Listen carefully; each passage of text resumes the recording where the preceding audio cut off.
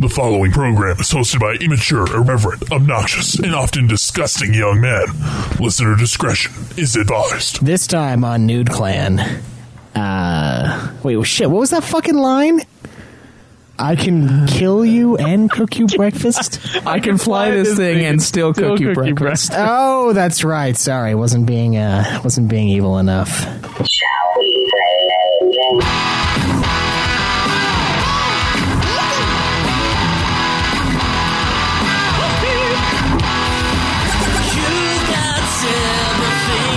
You've got work, kids in school. What do you do when it's all over? How do you hand something from one player to another? Dark soul light. Turn on the TV, pick up the controller and play some games with the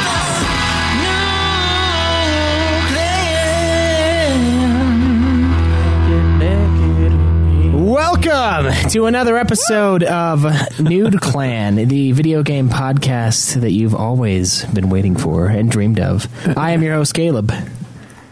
I'm your host, Joe. And this is Cameron. And Caleb Craig. And today we are going to be discussing the 1999 classic Wing Commander. Definitely a classic. I think a classic would be a little easier to get a hold of. You know what? It's one of those underground kind of classics. Okay. The cult classic. Yeah, cult classic. There you go. This features not one but two Scooby-Doo actors. So the first fun features. Yeah, this is their highlight. I should say that Scooby-Doo features two of the actors from this. I don't know if it's their highlight. The Shaggy is in Scream. Yeah, one of them married much bigger movie. Sarah Michelle Gellar. I think that's a pretty good highlight. Yeah, there you go. Is that the Fred dude? Yeah, the main guy. Yeah.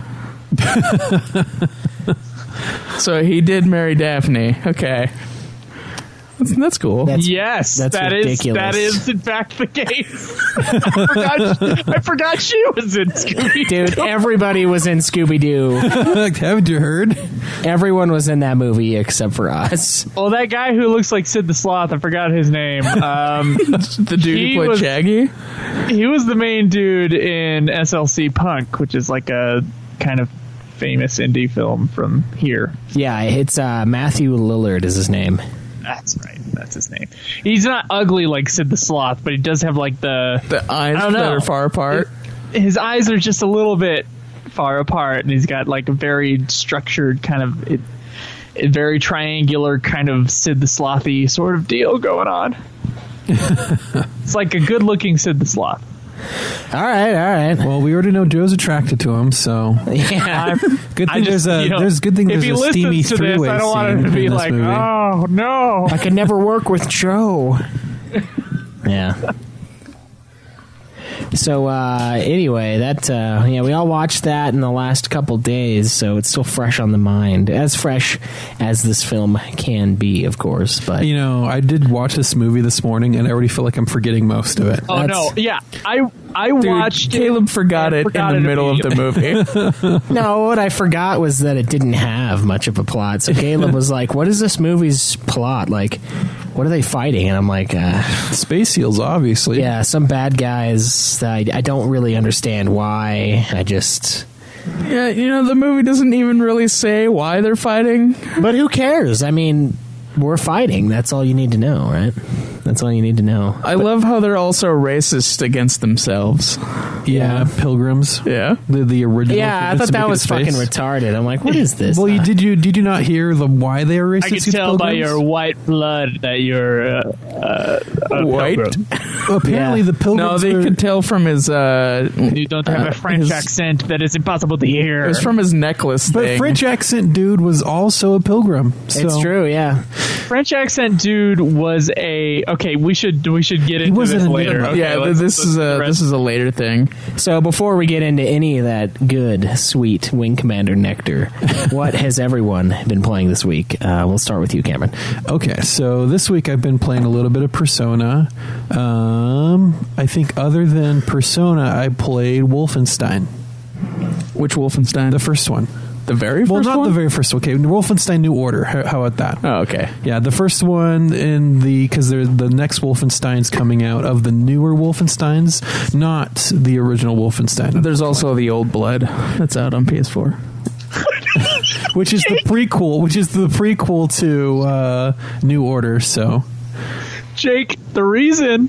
Sorry, this is visual. The reason I was making the face I was making was because I had just noticed Craig's shirt. My awesome Hawaiian shirt. I told him earlier that he should exclusively wear Hawaiian shirts. I know he should be just the guy who wears Hawaiian shirts. So they're comfortable. This they're is a great flowy. Hawaiian shirt. And I you don't know should what you're carry talking around a about. can of whipped cream and shaving cream. Why? The fat guy in Jurassic Park when he Yeah, dude. when he like grabs the thing to steal the samples and it's a fucking shaving cream can. Yeah, you should totally make that prop. Just the shaving cream can. And Yeah, and get that really wispy laugh down. It's like even more wispy and squealy than it already is. Fuck you. So you could just fully emanate your Dennis. No. No need. Yeah, Say the you magic didn't word. say the magic word. Very loud Hawaiian shirt with toast on it. What is that pattern? It's a sunset. Okay. It's a sunset in the shape of toast, but it has wine glasses that kind of look like eyes. So it the does have toast toast almost on comes it. to life. It's like a beach view. It has some surfers on there. Some palm They're like trees. stars. An enjoyable sunset. You know, I could I get lost see in the toast. shirt. I don't know how you see toast. It looks like toast. It really does look like pieces of bread that are darkened on the That would be outside. Like the ultimate fat that would fuck also shirt. be an awesome shirt, though. Yeah, it's A got shirt buttered that just has toast. buttered toast on it. Yeah, just let's make Caleb a shirt that just has buttered toast as the Dude, pattern. buttered toast is fucking awesome. So With a good old I would not, be fine Not with the that. picture of toast that's rubbing the butter on itself, just a picture of toast with a good old slab of butter on it. Yeah, and it's Just like kind of an getting alternate melty, pattern. so Yeah. like your mouth just starts to water looking at it. Yeah. This just makes you want toast. Makes you wet, that's for sure. Oh, whoa.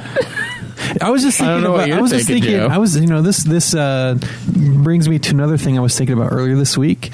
For some reason, I was thinking about butter and how butter's made by turning cream, and I'm like, okay, so you take a liquid cream and you turn it around, it turns into butter, but then when you melt the butter, it turns into oil. That's not. So it turns into a liquid, which turns into a solid at room temperature, which turns Right. into an oil when you heat it up. Right. It was just confusing to think about for a second.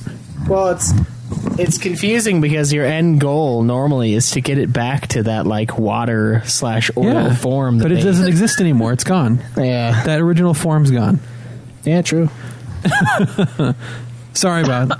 Toast and butter shirts. Great. Let's do Yeah. it. It'd be awesome. All right, what about you, Craig? What have you been playing? Some Dragon Quest 3, Nier Automata, started that up, streamed it for a little while. It's pretty good so far. I enjoy it. And then been playing some NBA Playgrounds and a little tiny bit of Persona 5. Wait, 1 second. You said something before Persona 5, and it's not something I don't think it's something I've heard before. What was that again? What are you talking about? Say it again, Caleb. Something about NBA. Nier Automata? No, I heard some kind of like NBA basketball kind of game. Yeah, what about it? I don't know. It just sounded foreign to me. It sounded like a new purchase is what it sounded like. No, Yeah. it's not, though. Strange. All right. It may be for somebody else at this table, but not for me. Anyway, yes, I have been playing this NBA, whatever the fuck it's called. I don't actually remember. It's like Playgrounds. the NBA Oh, Playgrounds. okay. It's basically NBA Jam. Yeah. Yeah, it reminds me from the Sega Genesis NBA Jam, which was the best NBA type game I've ever played. I never played the Sega Genesis one. I just remember there was the one on PS3 that was NBA Jam on Fire. Yeah. And that's the one I played like a shitload of. I played especially the- because you can be like the mascots. Yeah, I played those old ones a lot. Those are It was a really lot fun. of fun. That was the prove your manhood game. Of course, I like regular basketball games kind of more. But Well, I like are- games with more content. Curious enough. yeah. No, dude, these ones. I'm this playing is it. like, And I'm like, the AI is stupid. They have no urgency. They have like 10 seconds to make a shot, and they're just doing fancy like footwork. And I'm like, you guys could totally fuck me right now if you wanted to, but you're just dicking around, just keeping me from stealing the ball. Like they're teasing you before they stick it in. yeah, but they don't stick it in. They just hold the ball forever, and then it ends, and I win. And they're like, "Oh, unbelievable!" I'm like, "It's not unbelievable. The AI is fucking retarded in this thing." They're like, they can only fuck you if there's more than a minute left on the clock. Yeah, honestly, there's two modes for this. It's either they're gonna fuck you really hard at the beginning, or they're just gonna like be. Yeah, really and shitty. we're Guys, talking are you like- talking about basketball? Yeah. Yeah. Oh, okay. We're talking fuck you real hard. We're talking like one of them holds your asshole open while sticking his dick in, and then his buddy comes in from the other angle and sticks his dick in with while his. simultaneously also trying to Wait, shove how the does ball that up work? your ass. We already Do you have experience with this? we already know that Twice is in some real crazy shit. So Yeah, basketball insertion videos aren't that crazy yet. Just wait till you look at the Schweiss's baseball. ass is the rim. Yeah, just wait till you look at the baseball one or the bat ones. Like what is a Bowling. a swish. Bowling. It's when you don't even hear it go in. It just makes this like weird tunnely air sound. It fits perfectly inside your ass. Yeah, so Jesus. I've been playing that too. I actually broke my word again and bought the game. It sucks because it was on sale for $12. You actually? Why'd you buy the fucking NBA game? Because I wanted to play it against Caleb. And I trash Caleb most of the time. Well, It's of course pretty you great. do. No, dude, It's not that hard to trash him at that. I think type I got of like game. 9 Fuck blocks you. in one round or something like that. So I bought it, but it sucks because it was on sale for $12, and then the day I bought it, it wasn't on sale anymore. So I was just like, fuck it, I'm still gonna play it. So How much you drop on that game? I paid $20 for it. So. You still won't play Overwatch with us. Yeah, I uninstalled it. I don't have enough room, man. Just Overwatch get a is fucking- huge. you gotta get a fucking It terabyte has drive. gotten like twice as big since I bought it. It was like 10 gigs at first, and now it's like 22. You know, I think I will spend the rest of my Amazon card that I got. Gonna get a bigger rewards hard on drive. Dude, yeah. it's amazing. Like Yeah, I'm all glad my they games, added that feature. all my games in one place. And I don't have to worry about re-downloading it. It's Yeah, awesome. Downloading. It's not so much the deleting part that bugs me. It's the download. It's the whole time. deleting takes 2 seconds. Yeah. Yeah, it's the downloading. and then the downloading is like 2 days. Well, With your fucking crappy I don't internet. live in the fucking shanty town, so no. The fucking saloon still exists. It's and, like, its uh, door just kind of smacks closed every Dude, 5 it's the seconds. forced internet companies, It's flip man. a coin and then test which direction the wind's blowing, and that's when Caleb can get online and play with you. Yeah. Fuck you. So But I it's played almost that, true. and then My I internet played. may I be started worse Nier than his. Automata. I'm about 6, almost 7 hours into that. I've been doing a lot of the side quests. I haven't done too much of the main story. I just barely started like really kicking in on the upgrades, so my character is a lot stronger. So that's fun, and yeah, Final Fantasy 14. You know, it's all right. It's a lot of time. A lot of effort. And tomorrow we're going to be doing a 14-hour marathon yet again for Final Fantasy 14. So, you know, yeah. come hang out with us sick fucks for 14 hours God. while we get a little bit further in this game. Do you have PAPS to keep you going this time? I don't have PAPS, but I do have Bend the Knee, a Game of Thrones Oh, yeah, thing. we were going to try it. I was honestly How is it? thinking of waiting till someone bends the knee to drink it, but I don't think that's going to happen. So I think I'm probably just going to drink it anyway. So you haven't had any yet? No, Damn. I'm not. I don't just sample. All right, somebody tweet Caleb a picture of them bending the knee, and then he'll drink it. Yeah, there you go. Yeah, you can tweet me at UFF Podcast, by the way. Tweet me at Joseph Bigolier. Are we doing this right now? Me and fuck you, it, Clan yeah. Cam. And Obsidian Bar. What about you, Joe? What have you been playing? I've been playing only a little bit of Final Fantasy 14 this week. Still busy with the new job, so it's been tough. I did buy Nier Automata, which turned out to be a mistake because I've been having to use the funds account as like an overdraft protection. Oh, that's interesting. Which did happen after I had gotten Nier Automata and bought a few snacks, and then it was just it was gone. There was something in there I thought had went through, hadn't gone through yet, so that was nice. But yeah, I bought a $60 Nier Automata. And, you paid 60? It was that or 54 for a used one, so I was like, might as well. I think it was on sale on Amazon for like 45. It was 40 when I got it. Yeah, that sucks. Hey, how soon are you going to beat I don't Nier catch Automata, those sales like you guys do. Well, technically, to get all of the story content, I have to beat it like three times.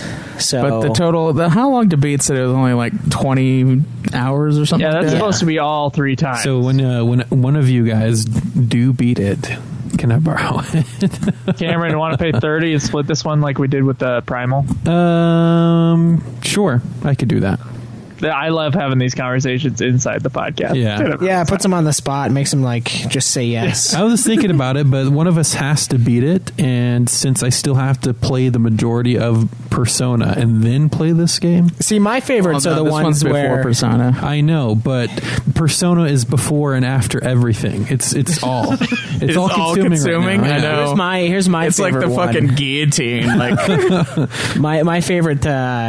My favorite Joe compromise is when you've already bought the $60 game and he's like, "Oh, I could just use yours." I go, "Oh, can you?"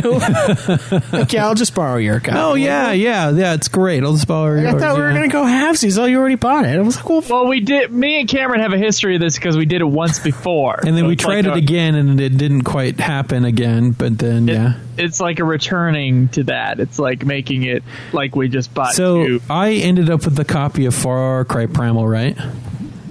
I think you did, yeah. So I think you did, not on purpose. Do you want to end up with the copy of Nier? Or trade? I don't really care. It depends on who likes the game more. Or we could just donate these copies to the giveaway games. Or we could definitely do that. Yeah, I think we should do that. We should do that. Okay. Okay. Well, I suppose the only thing Done left deal. to ask is whether or not anyone has beaten a game this week. No. Nope.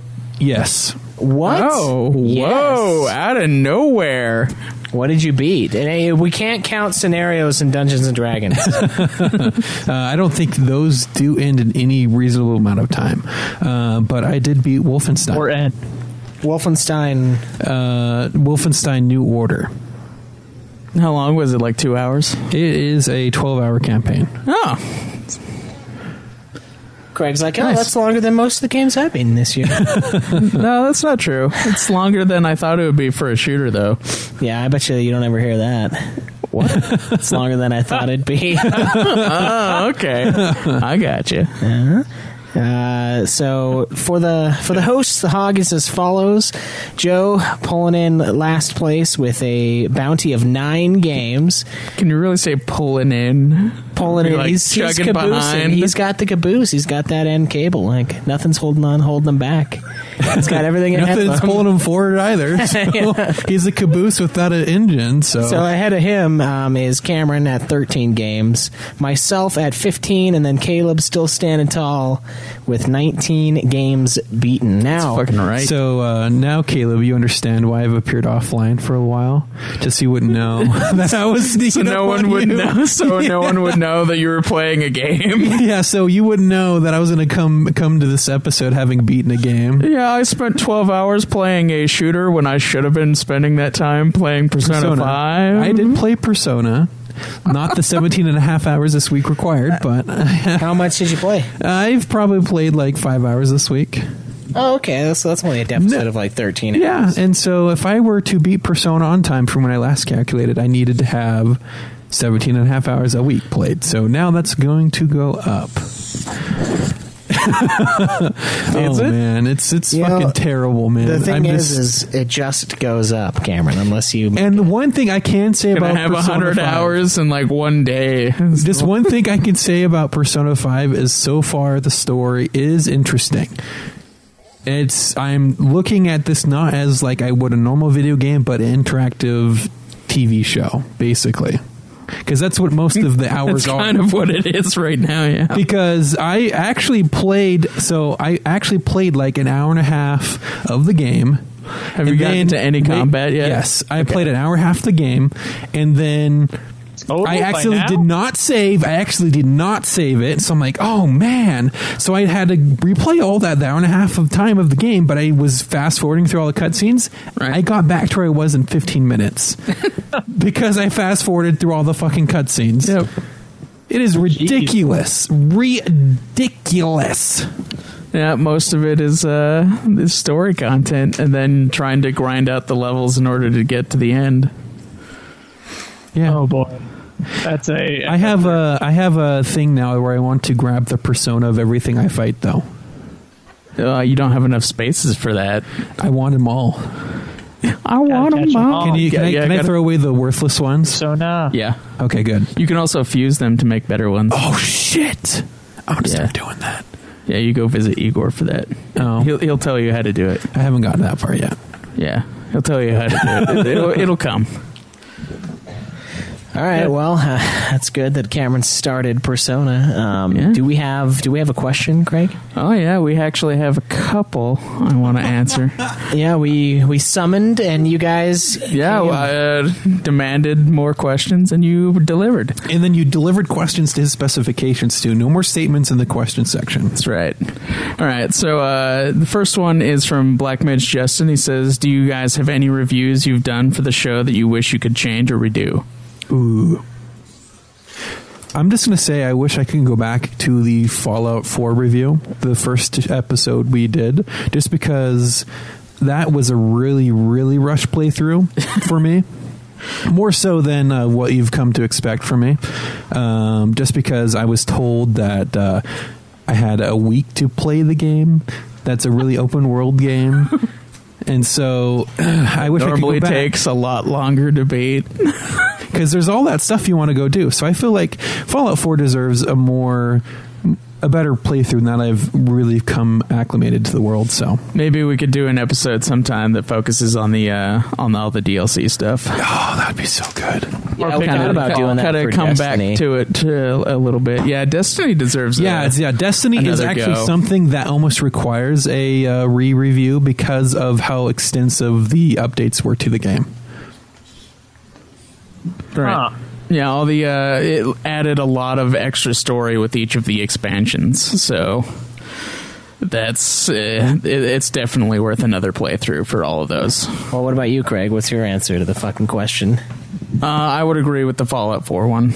I would like to do that one again, or in a way, do it again with the DLC stuff as a sort of revisit. Okay. I would like to move forward and never look back. All right, that's fair. I feel like the one game that I might want to re-review would be probably Last Guardian, because I do truly feel in my heart that Eco is a better game.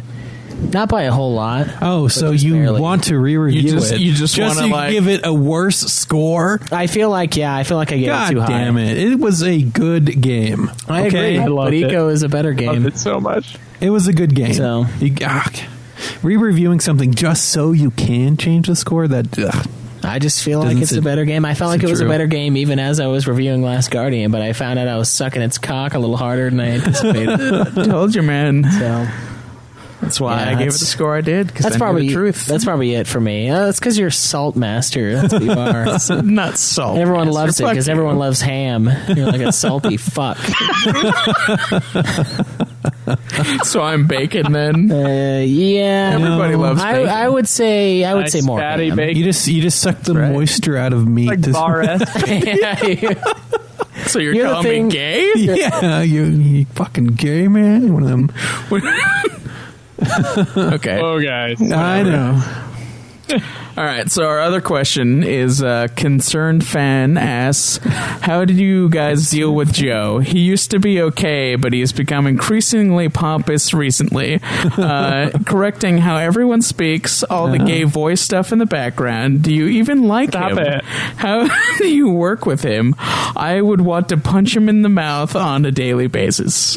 You know, I don't know how they think like this is something that's new. He started like it was going to be a list, and he said 2 things. Yeah, so it's not a Drives me list. nuts. It's not a list, but it's just like this is how Joe has been. It's just like I don't see a difference from the beginning to what it is now. Yeah, it's kind of like living with diabetes, you know? You gotta like, you never really think about it until you have to prick your finger. You know?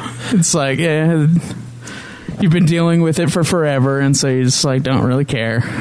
Yeah, that's fair. I mean, I am the only one here that has punched him in the face, and You are, yeah, True. It was A hero of the people, I as felt he bad for a proclaimed. second, but then I felt really good. But then he in turn sat on you, and Well, no, he yeah. pulled my hair first, and that Oh, really yeah. pissed me off. So then Didn't he also slam your head There's against your nothing grate really over here? there. Yeah. He pulled out a few precious hairs. And like, I don't know if you know this, but your body just says like, "Oh, you don't want that hair? Well, fuck you. You don't get it anymore." So if you pull it out, it just never comes back. So be very careful. It's when okay you're to punch combing. me in the face, but there are consequences to it. Yeah, well, no, I'm saying that when you punch him in the face, he kind of chills. But what I'm saying is like Joe does have a way, and that way is pretty standard, and it's pretty present basically the whole time you've known him. So like there's a hill you have to get over, and then once you get over that hill, it just doesn't matter anymore. It's just like Right. how things are. Yeah. And most of it's not intentional, except for the calling you it's out. intentional. The calling you out is Everything he says intentional, is but intentional. But we do that. We do that as on a regular Please, basis to each no, other no. anyway. So. More details. I need to hear all this. Oh no! Maybe I'll become a better person. No, you won't. No. So like, what is the hill exactly that you have Well, to the climb? hill is like it's you realizing that Specifically? it's not all intentional. Like the way you are, the way you seem like you're a fucking asshole. Like it's not always intended. Like it's more just a way that it is Yeah, to me, and it's something that like you just have to get used to, and then it doesn't really bother you anymore. I mean, sarcasm, right? Is that the right word? Or Well, yeah, but it's poorly executed, I would say. Like it doesn't It's come dry. across. It's drier than me, and that's crazy. I mean, I've lived with Joe, and there are a few people who can really get under my skin, and sometimes Joe's one of those. I haven't punched Joe in the face, but I have punched inanimate objects around me when talking to Joe. But you know, for the most part, He also people- dreams of punching Joe in the face. I have not actually dreamed of punching Joe in the face. He's like one of the people I have not dreamed that dream. Really? Yeah, That's surprising. But I mean, for the most part, I mean, it's just Joe, and I don't know. He's just Joe. So I'm so confused. Well, in Corey comes to your defense. He says it's funny because I listened to the Fallout 4 review, and they did, and Joe is the exact same. So I'm not sure when you stop liking him, but Joe does a great job, in my opinion. Hey, you know what? Like I said on Twitter, you would be nothing without me.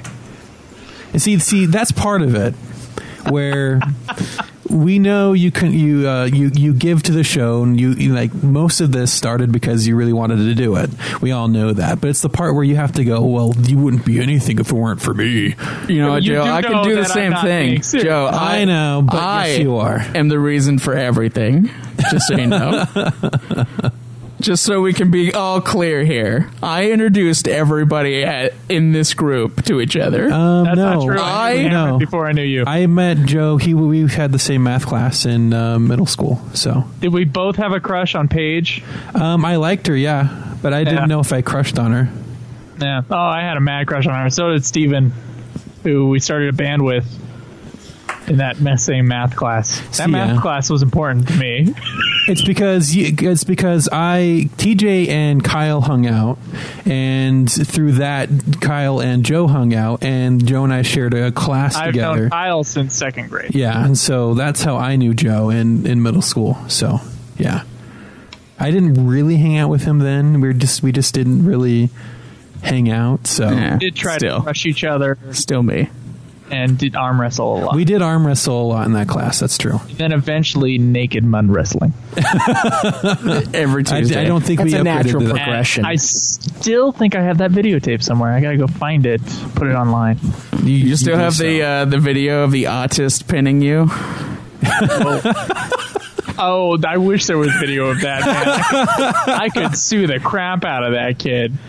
Oh, Have I talked come about that on this show? No, I don't think you have. haven't, no. Okay, I'm gonna have to. Someone put a pin in it and remind me on Twitter. And next time I'm actually in the same place with you guys, I will go off about. Was it the what time where you came happened in on to him me. and he was going to the bathroom? What? Or was that someone else? No, The same guy? he lured Joe into laying down on his table, and then he just held him there. Wouldn't let me get up. He was just a helpless Joe, just pinned to a table. Oh man, that same guy though. I heard someone else went to the bathroom, and the guy was in there going to the bathroom at the urinal, and then he just fucking turns around while still going to talk to the guy. The same dude who pinned you down. Oh man, party. Oh, that's a horrible memory. Why'd you bring that up? Because it's funny to me. See, look, if I bring up something, I get a freaking post on the Oh, forum. no, if no. you bring up something, nothing. No. When you bring up 'cause- something, you bring it up to like belittle or criticize one And be a particular dick, thing. yeah. We bring it up just for the laughs. I'm lulz. only bringing it up for the laughs. Oh, just because you're laughing doesn't make it funny. But that's to me.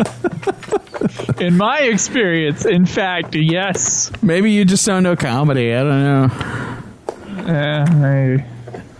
I got nothing for that. Sorry. It's unfortunate. Caleb, that container that you're putting all the drawing numbers in is quite small, and shaking it around did nothing to those numbers. Are you saying that it's rigged? It might be. But I was also laughing earlier because we were talking about toast as you were Russians. stuffing tickets into a bread-shaped box. Bread is the theme of the episode today. The All About Bread podcast. I'm your carb master, Caleb. You know, the bigger show is Ultima, and I got to say that I am 50% of that show. Yes, you are. Some people can stand me. Obviously, More people can stand you, apparently. If I that's what you're did going find for. out that 20 more, there's a 20% gap in people who want to hear me speak than want to hear Caleb Schweiss speak. I learned that during our big survey. Big survey where both of those things were an accident because you put too many spaces. Yes.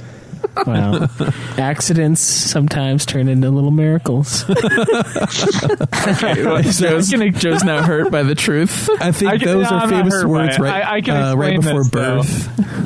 birth. There were no people who put that they wanted to hear a Caleb Schweiss show who wanted to hear a Joe show versus who wanted, there was no people who only wanted to hear a show from me.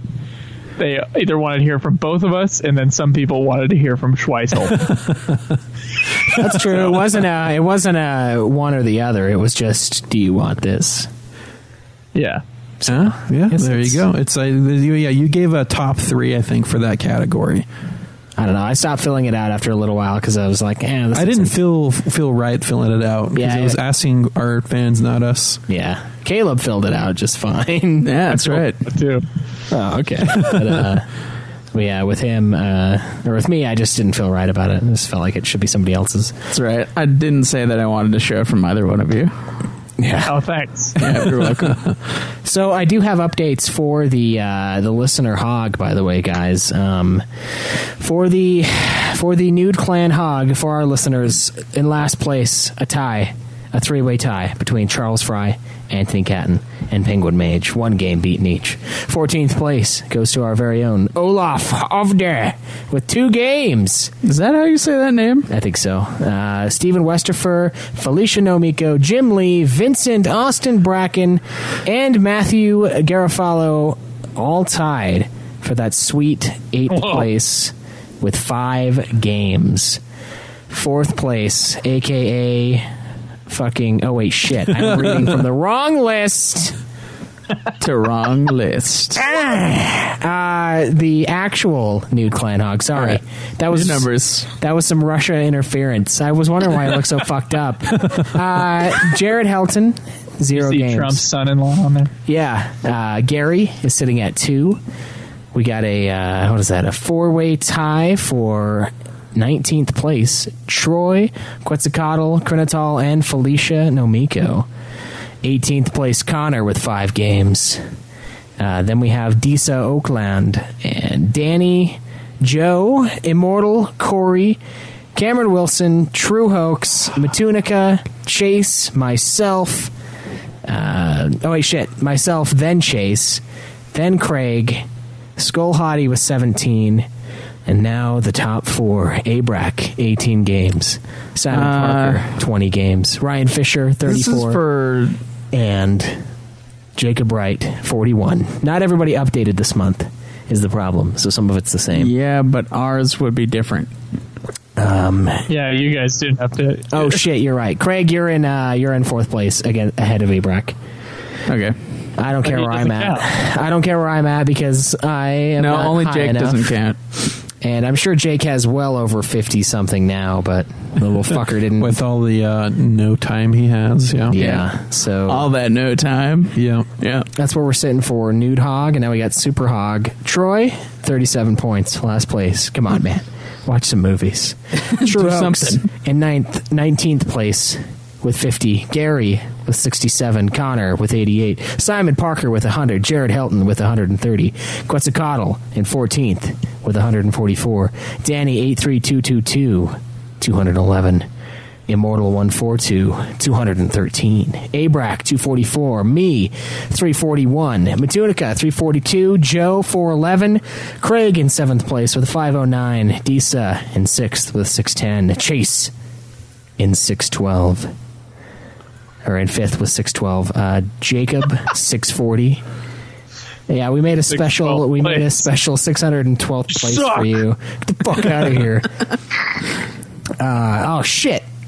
Chase, actually, you're ahead of Jake with 695. The problem What's is... going on here? Okay, here's the problem. I had Chase in here by himself, but then he put Chase versus Game as his new one, so I put Chase versus Game in there, and Chase was there before, so I didn't delete Chase. So you're in 3rd. Skull Hottie in 2nd with 935. And Ryan Fisher, even without updating this month, still in 1st place with 1,100 Super Hog points. So Damn. Thank you guys for updating us. We don't update ourselves, so those of you who do more work with it than we do. So thank you. And keep in mind that we are going to give a sweet fucking medal to whoever wins at the end of the year in both Nude Hog and Super Hog, unless of course you are a host on one of our mini shows, because then you just don't count. And all your work is nothing. Except for when you're Super Hog or King Hog, and then... Is that we have a still separate And even then, you don't award. get anything. For us, among the hosts, the King Hog does get a special Oh, that's award, true. so- That's true, Joe. If the show you're on doesn't have episodes, do you then count? No. If your name is Jake, you don't count. That's just... or actually, well, it's one specific Jake doesn't count. Now, I've heard that there is a special stash of episodes for a certain show. Yeah, but it's dead. Nobody cares. There are some backlog waiting to be... Well, you don't know if they care or not care until you publish it, so... Nobody cares. Nobody cares. It might have been deleted at some point. I feel like I may have gotten it off, but on the other hand, I feel like I just don't know. We'll have to wait and see. The This is anticipation. painful. The anticipation We'll keep you guys going or some shit. Yeah. No, I do have one of the episodes I know, but the other one, I honestly swear to God, I don't remember if I pulled it off of the Zoom before we did that mass wipe. So, yeah, sorry in advance, Jake, because might not be there. Anyway, thank you guys for submitting your hog. Keep up on that shit. Keep up on your entertainment, your media, and we look forward to hearing from you in another 4 weeks. I say we talk about some Wing Commander. March 15th. March 15th. 2454. Earth's defenses are threatened. Message from House Command. They don't believe they can withstand a Kilrathi battle group without the support of the fleet. This tactical schematic outlines a nightmare. We need to buy our fleet 2 hours. And only a team of young fighter pilots stands between Earth and destruction. Lieutenant J.G. Christopher Blair, reporting for duty, sir. Todd, Maniac Marshal. At your service, ma'am. Lieutenant Commander Deborah, your wing commander. It's in those kids' hands now. All right, ladies, let's do it.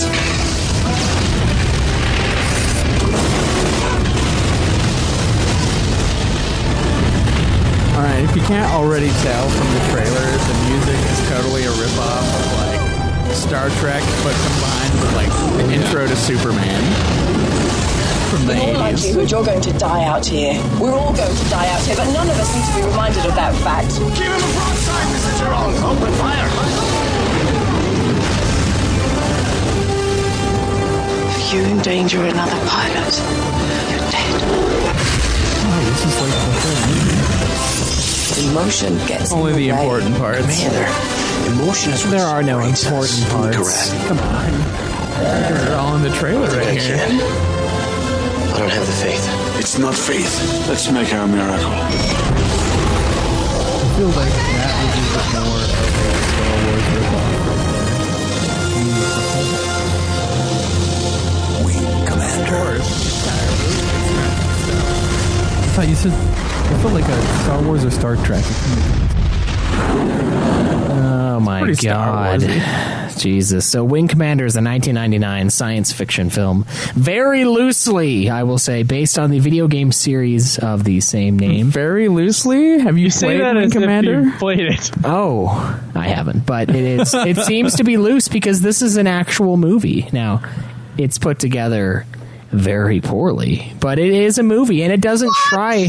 I don't think it tries. Judgment already. If I'm going to say one thing about this movie, it does try to just be a movie that happens to be about the fucking video game. Like, it's not a video game movie so much. Wait, it's about something? Yeah, but it is not. I missed that part. That's the problem. That's the problem with the movie. I'm like, it's not about. They didn't try to make it super about the game, but they also didn't really make it about anything at all the whole time. So it was actually directed by Chris Roberts, who is the creator of the game series, and it stars Freddie Prinze Jr., Matthew Lillard, Saffron Burrows, and a bunch of other people who I don't give a fuck about. The saddest part about this whole thing to me, $30 million budget. Okay, $30 million. All went to the substandard CG. Yeah, I don't even know where they spent it. It's all, they spent it on the seal people, obviously. Yeah, they Dude, everything in that movie was CG. Do you know what seal people eat? I don't. Everything. So the poor movie only made Seal 11. people only eat fish, obviously. they eat space fish? Yeah, There would have to be space fish. they if beat him there's, with like space seal They people. beat him with space clubs too. Yeah, no, they beat the baby seal shit. people. Oh, you know with what? You know what clubs. they should have done? They should have just got the Japanese out there, and they would have taken these. They would have taken these That would have seal been fuckers for a ride. it should have been whale people at that point. That's what you're getting at. But this movie only made $11.6 million back in the box office, and also $9.99 in DVD sales from myself. I think the most insulting part about that purchase is that the asshole I bought it from sent it to me with the $6.99 sticker on the package. I'm like, oh, fucking thanks, fuck me, right? Yes, it's at $6.99. Oh my God, it's bullshit. Guy's like, hey, I ripped you off, just so you know. I want you to know. Just so you know, I fucking played you. Yeah, and it's still the cheapest one online. Fucking loser. Who wants this movie anyway? But yeah, so the plot, it's the year 2454, and an interstellar war is raging between the Terran Confederation and the Kilrathi Empire.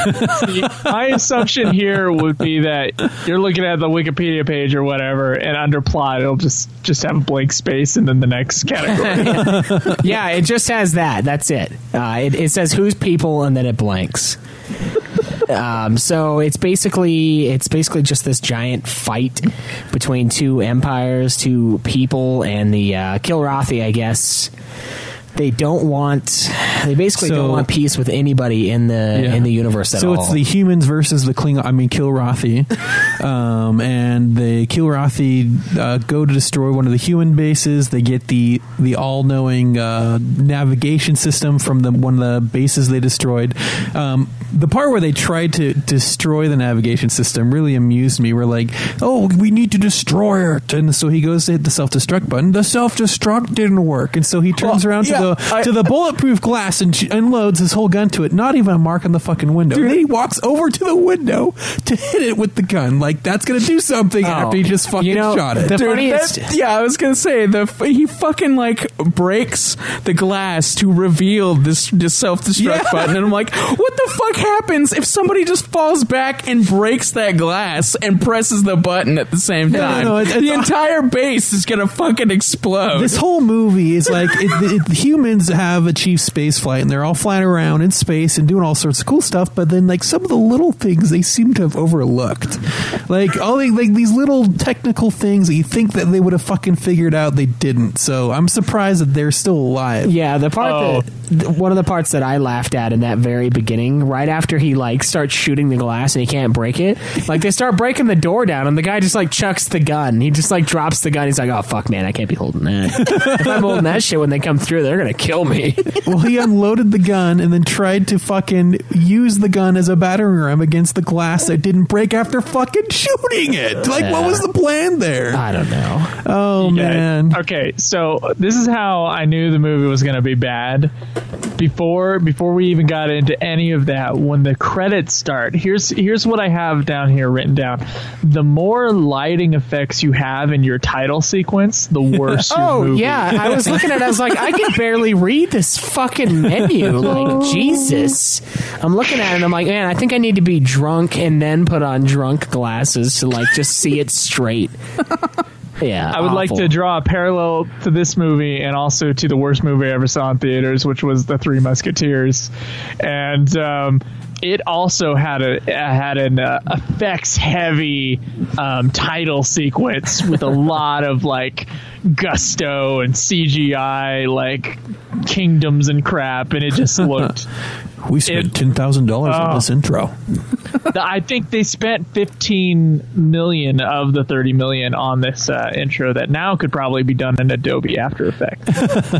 Yeah, I can't imagine the budget. Like it cost more than, I think we looked it up, and like with inflation, I think this thing cost more than Star Wars. Yeah, Star Wars had a budget of like $40 million in 2012. I actually commented it with how much better inflation Star Wars looked compared to this film. Yeah, and that came out 13 years later, and it had like.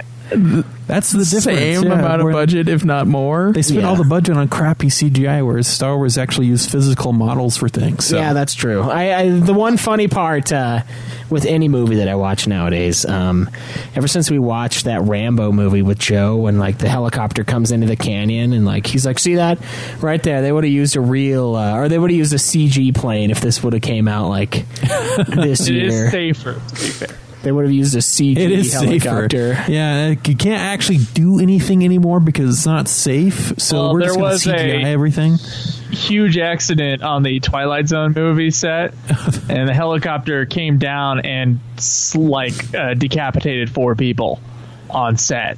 Oh wow! And they were being overworked, and so I think since then, like movie productions have been really like, let's not be all crazy with the helicopters, because although it looks amazing in something like Rambo, where most of those helicopters are real and they're like really in a narrow canyon, and it's like crazy cool looking. But yeah, there was actually some shots at the beginning of this movie that I thought were okay looking as far as effect shots were concerned. I think they were model shots. There was like an asteroid field and then the ship itself. Yeah. Not the ships flying into the ship, but the ship itself. It seemed like it was a well-done model, and I was like, okay, that's not bad. Then I realized they spent all the money on that outside space stuff, which you don't even get to see a lot of, and then they cut the budget of the inside the ship stuff, so everything looks like cardboard inside the ship. Yeah, Production all the design. prop shit looks really bad. It looks like that British show that makes fun of Star Trek. Like, that's how bad the production design is. Yeah. The first note that I have written down here for this movie is filthy pilgrims. Now, the pilgrims are a strain of humans who were the cause of the Pilgrim Wars. Like it's a disease. Yeah, like they do treat it like that. They were. Did you get all this in the background echoes of the beginning title sequence? No, they talk. Well, yeah, a little bit. They talk about it for a little bit at the very beginning. Yeah, so they were the first. There was a moment where I was like, should I be paying attention to all these sounds that are going on in this title sequence? Probably, yeah. Is this all the exposition I need? That's all the exposition you get. Hidden behind a really loud score? Yep. Yeah, really loud rip-off score, by the way. Yeah. So the Pilgrims were the very first human explorers and colonists, and had developed a weird bullshit ability to navigate space by feeling, despite obstacles such as black holes, so they can sense it. The same plot as Moana, believe it or not. Kinda, yeah. Yeah, a little bit. So everybody, a way worse movie. Yeah, so it's weird because, I mean, I guess the Pilgrims kind of turned into assholes. Or they turned into vegetable men is what they turned into. Like, they didn't care about anything except for exploring space. They just, like, threw away the rest of their lives and just became obsessed with their work, right? And then they go and sabotage, I guess, the Earth military. So they go in there to try to sabotage it and kill people, which is why they hate pilgrims. Yeah, but I mean, it's weird that they're like, oh, well, we don't want a pilgrim pilot. And I was like, really? You don't want a guy who can naturally sense bad? Yeah, like the people who are naturally made to be pilots, you just don't want them to be on your team. I love how his piloting consists with him slamming numbers on a light-up keyboard. Yeah, he's got like piloting. Numpad. Yeah, this guy's got a sick 10-key speed, man. He's been practicing. He's been putting those hours in Excel. Oh, like he fucking knows. He just keeps putting the same coordinates over and over again to the thing while his computer goes, are you sure you know what you're doing here? The answer is no. Oh, man, use the Force, Luke. And that's basically what it was. Yeah, but the fucking Pilgrims were just like the people who very first wanted to go into space. So, like, Elon Musk is going to be a Pilgrim. It's not faith. It's genetics. Yeah, that. Oh my god, they got mutated with like radiation and shit. Said by the guy he believed they were touched by God. Yeah. So he says at the beginning of the movie, he goes, I believe that the Pilgrims were touched by God. Yeah. And then near the end of the movie, he goes, it's not faith, it's genetics. I'm like, well, what happened? Yeah, I wrote that line down too. Well, he said they thought the Pilgrims were gods, and then they asked him, he was like, do you believe they were gods? And he's like, no, but they were touched by God. And then it turns out I think that was, he was two one of them. screenwriters. Yeah, it's like, wait a minute here. You just basically later said it's not fucking faith, it's genetics. And now you're talking about God. The funny part about that guy too, I also said that the pilot is Jaime Lannister's real father. I felt like he looked a lot like the actor who plays Jaime in the show Game of Thrones. I was really laughing about that. Oh man, I can see that now. Yeah, but oh dude, the fucking, there's that scene where they start getting attacked right off the bat, and like all this shit, or no, when they're going into hyperspace, sorry, when they are getting ready for hyperspace, I swear to God, there's a guy, like they show that camera angle like in the dining area where everything's shaking. Oh, yeah. I can tell that one of those guys is just standing there shaking that table. Like you can see it, like the camera's moving, but the guy's like totally shaking the fucking table around, and I'm just like, this is horrible. Like, God, it looks so bad. Oh man, This dude just like, oh shit, everything's coming down. painful, and that's like the whole movie, man. The It's whole painful. movie, yeah. So we also get a love triangle between whoever that black chick with the love triangle. It's not a love triangle. I guess it's not a love triangle. It's a love parallel. A love if parallel, anything. but it takes like 2 seconds for them to get it on. Matthew It's Lillard true that she and- wants it. She wants it bad. She wanted it. Her balls were aching for it. Yeah, well, they There's both a lot of ball talk in this movie. There is. There's a lot of invading Got personal bigger space balls in this than movie. you. A lot of invading personal space as well. That's true. Yeah. With the Well, the with director refused to do a wide shot. All of his shots were freaking like, it was like watching Blue is the Warmest Color. Everything was in close-ups, but it's a freaking space movie, and you're doing everything in close-ups? Really? Oh what's man! going on? So the one scene where they're about to go jump and warn the fleet that's near Earth, where they decide they need to turn around and shoot the missile that's going to shoot their main ship. Well, just like how everything fucking goes wrong, they shoot the missile, but then the missile somehow blows up her ship too. But then there's the scene where they're fucking looking. The explosion Right, of it is yeah. what fucked her ship. Yeah. And then there's the scene where those two people they're just looking at each other, and he puts his hand up against his windshield. She puts her hand up against her windshield. I just wanted Celine Dion to come in with nothing I fear. It says they're like sitting there, just their hands up against like the windows, like I'll be back. Yeah. Oh my god, dude. Yeah, that was a little bit later, but I also wrote down here ramen on ramen because Matthew Lillard's hair is like, it's like JT You got blonde. the bleached blonde. Yeah, and then both so was her and the black chick. Yeah, and I- So much bleached blonde hair. Dude, and I was laughing. I was like, oh, I never thought I'd find another bleached blonde up here. We should go fuck. And I also wrote down Shaggy caught that jungle fever. I got that jungle fever, Scoob. Reggie, really? And you know what? She kind of had. There was a scene in there. I noticed her like her pits were all wet, and I was like, oh god, like that's sick. Girls don't sweat.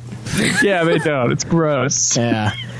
I I also think they had to have that scene because right before it, I was getting strong gay vibes from that guy. Yeah, really. Oh yeah. There was a certain scene that kind of led that off. I sent a picture to you guys about that. Oh yeah. There's a scene where like this, he's like sneaking up behind one of the other guys who's picking on Freddie Prinze Jr.'s character, and like Cameron posts like it's not gay if it's a 3-way, and he's just like whispering in his ear. It's smelling his hair while they're staring. He's like holding him back and like so they don't fight or whatever, but he's like really, really close to him. But like, remember, behind. this director only does close-ups, and he'll do 2 people just in the frame forever. It's 2 people in the frame, and he had to squeeze a third person in there. Squeeze a third person in there. That's up his ass.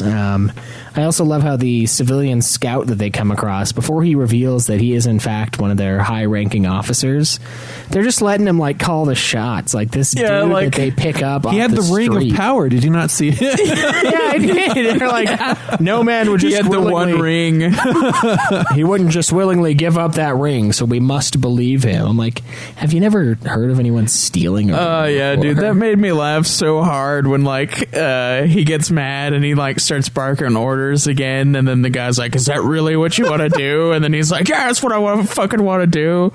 And I was like, "Oh, it's just because like he's got to have a show of power now because he's been doing everything that dude fucking said before." Yeah. Another thing I noticed with this movie, it's just so tender. I really don't like the look of their fucking planes. Like, I don't know if you guys had problems with these things too. The fucking like minigun chode planes. Yeah, the little teeny little trash can planes is what it looked like to me. Like they put like one of those steel trash cans that you see in New York just as the front of the plane, and then they glued pipes to the front of it. Is what it looked like.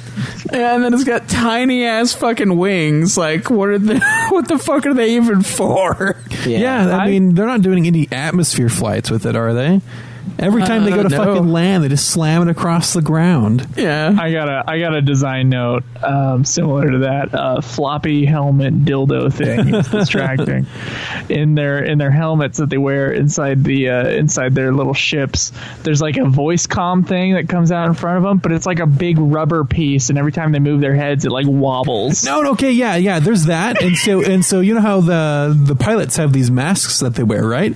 It's like every fucking scene, they're either putting it on or taking it off. Yeah. They can't even fucking decide, do they want the mask on or do they want the mask off? They can't decide. Yeah, and then like there's scenes where like they talk into the mask as if that's where like the comm thing is, and then he like pulls it away when he doesn't want to talk anymore. It's like, why not just fucking leave it on? Yeah, so that's where I think that's where they're trying to let you know where the comm thing is, and so they have to put up their face to talk into it. But they're either in the process of strapping it on or unstrapping it. They're doing all the fucking time. Like right after they kill somebody, he always like one of the dudes just always takes it off, or like right as they're gonna do something awesome, they like put it on. It's like we want them to look like pilots, but we want to see the expressions on their face at the same time. What do we do, guys?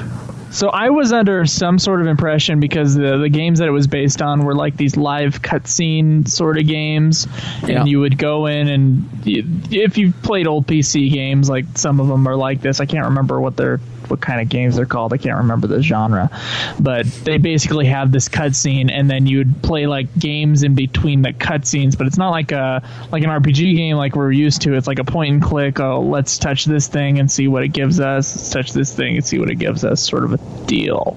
Now there was a scene at the end of the first act when the two guys or the three guys they make it to this new ship. There was a part where I was like 100% sure that this was just the video game cutscenes put together and made as a movie. And if that's not the case, I'm honestly surprised, because there is a part where the guy says, one of the commanding officer guys goes, I suggest you familiarize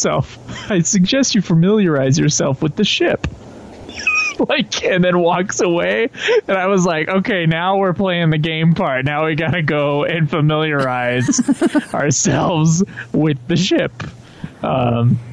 And he didn't even really do it. He like met one person, and then the movie continues. Yeah. They have. I feel like either everyone wants to fuck really quickly, which I get, or the time, or time passes like a lot of time passes in this movie, because like they've developed relationships in like the span of less than hours. Yeah, they develop relationships, and then because the entire thing is like the entire movie. Like as soon as you get as soon as it starts off, the aliens take what was the Pegasus? The Pegasus item thing with it. So the Pegasus was the first moon base, and they had the ship thing. They got the navigator thing, and they're like, we have 2 hours to intercept them and get this thing done. So they have to like fucking teleport basically to these other ships, and like they're just randomly like this entire thing takes place in like 2 hours. Yeah, and then another weird thing is if someone dies, you have to pretend they never existed. Oh and so this guy, when he falls in love with Ramen Head and he ends up killing her, her plane crashes on the runway, right? And so the other people are running low on fuel and they need to land too, but then they instead of like maybe towing the plane into the hangar, like no, scrape it off the runway. And then it fucking falls down and it's in space. They're like, scrape it off, and then they fucking do it. It just falls like a ton of bricks. I'm like, we're in space, you dumb cunt. That's not gonna fall. No, it's funny because and it's like, we don't care about her. Just fucking scrape her off. Scrape that trash out of there. The minorities are stupid. You don't tow it in. They're like, it's made out of a trash can anyway, so we don't need it. They did call it trash. So it's just scrape the wreck. It's just scrape the wreck off the runway, and they just send this slow ass bulldozer out there to slowly make its way there, and then fucking just pushes it off.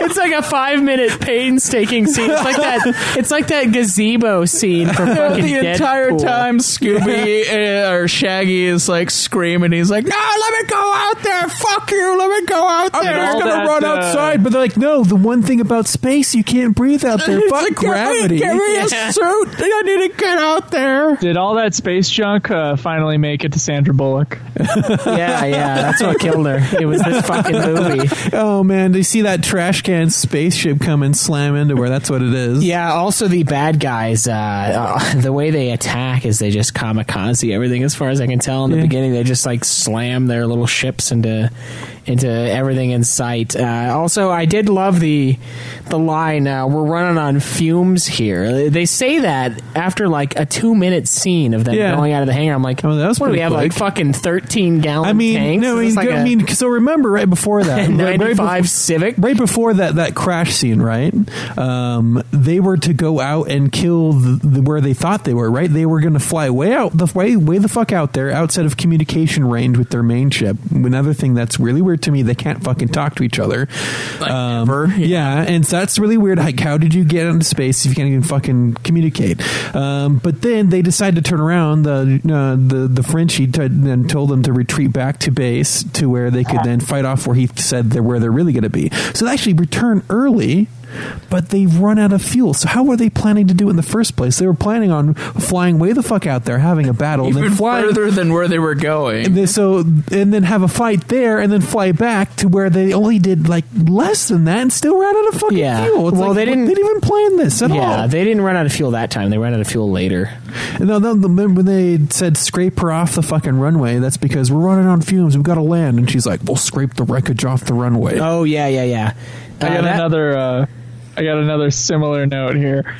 So when the guy is like bragging about his piloting skills, he said something about applying brakes to his spaceship, and like you can't do that in space. There are no reverse brakes. thrusters, I guess. Yeah, but he's like, apply brakes. I just thought that was a little. Yeah, it's like was brakes. A little ridiculous. Brakes haven't existed for probably a long time. That's a really friction device. Yeah, no friction out here. That's true. One of the other things I wrote down was, also I thought it was really funny when because before the scene where the chick gets blasted because of Scoob or Shaggy's stupidity, we get a scene where like they come into the hangar and they're like doing tricks and shit, like as they're landing, like trying to show off, like, oh, look at the size of my dick. Oh, here's a barrel roll, and like everyone in the hangar is like, Jesus Christ. Yeah, he nearly hits like a bunch of people. Yeah, and like I'm just waiting for the last person, like the real simpleton on the team, like try to do like a backflip in the hangar, just like blow the whole thing to shit, just fucking party.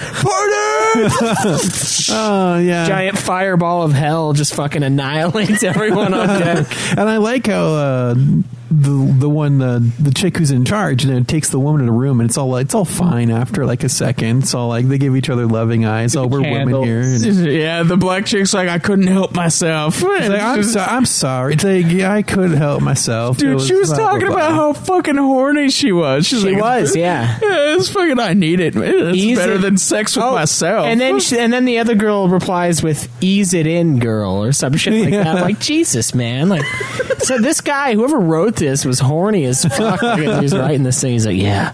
They're not sure if they want to make like a Star Wars movie or like a James Bond movie. Yeah, Kevin Droney was like, he had major blue balls when he wrote this movie, this screenplay.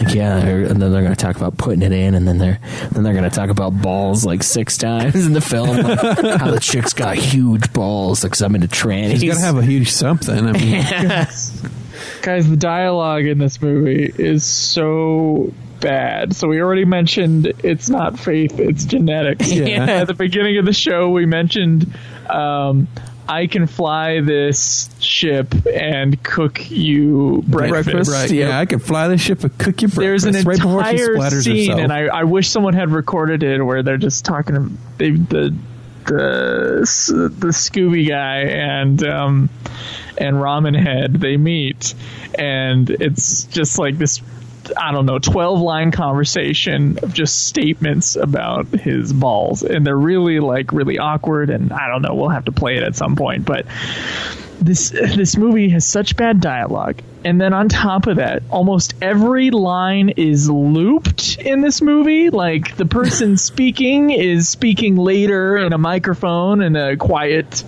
recording booth, and it's very obvious. On top of that, every person in this movie has a different accent, and Yeah. and the vocal track is way behind the music and the effects tracks. I could not hear a freaking thing in this movie without turning it up way high. And so I missed most of the plot and exposition. Yeah. Oh, shit. Hidden behind the looped French, thick French accent dialogue. What was he said? The Pathfinders, they had the Pathfinders, and you do have the Pathfinders, and it's great, and aliens, and that's what I got out of that, dude. It was bad. I don't know if your guys' viewing experience was like mine. I just couldn't hear a freaking... Yeah, I couldn't hear much of what was going on. Their voices were kind of quiet, Yeah, definitely. One of the other things I thought was weird was they wanted to execute one of the pilots for treason because he didn't obey a command, but the command was given by the ramen head chick. She told him what to do, and he defied. And then the bitch was gonna shoot him. Like the commander, the wing commander, was gonna shoot him for not obeying a teammate's direct order. She's like, I'm gonna kill you for treason right here and right now because you didn't listen to her stupid plan. Yeah, I pointed that out. I was like, what the fuck is this? Because it was the part where they were showing off for each other, you know. And he was waiting forever to engage the enemy, and then it gets right up close, and then she shoots it, and then she also gets hit, and then and she kept egging him on, telling him that he needed to engage, and then she when they go back into the ship, the fucking wing commander's like, you disobeyed a direct order, that's technically treason. I can kill you for that. So the order was she ordered them all back to the ship, and then those two decided well, let's go kill a couple more, ha ha ha. So they go out and she kills it doing a fucking stunt, and he's like, well, watch me do something fucking better. And so he kept getting closer and closer as they shoot him. It's like, you gotta shoot him now, you're getting way too fucking close. And he gets right up to it, and then he fucking kills it, and then by doing that it brings down her ship. And so she was mad at them both for not coming back as soon as she told them to come back. Oh, okay. Okay. Because they went out to chase the ship. I totally missed that thing, because I thought it was just because he didn't obey what the black chick said, and I was like, what the fuck? Yeah. Another one I wrote down here was quiet, everyone can hear you in space. Or in space, everyone can hear you scream. Everyone can hear you scream. Yeah, there's a part where the fucking, oh my god, where the enemy ship is nearby, and then someone's talking, and then the one Jaime Lannister's father, his true father, is like, quiet, they can hear you. Yeah, they're trying to hide in an asteroid like they do in fucking Star Wars from the aliens, and they're they go stealth mode, and then they're telling everybody to be fucking quiet. So it's it's in space, everyone can hear you scream. Yeah. Yeah, it was pretty bad. And then, oh Jesus, they do get busted, right? Because obviously the baddies can't just avoid them, and a giant hole gets blasted in the side of the ship, and our good friend Freddie Prinze Jr. is getting sucked towards this hole that's going to basically, puree his fucking ass into space.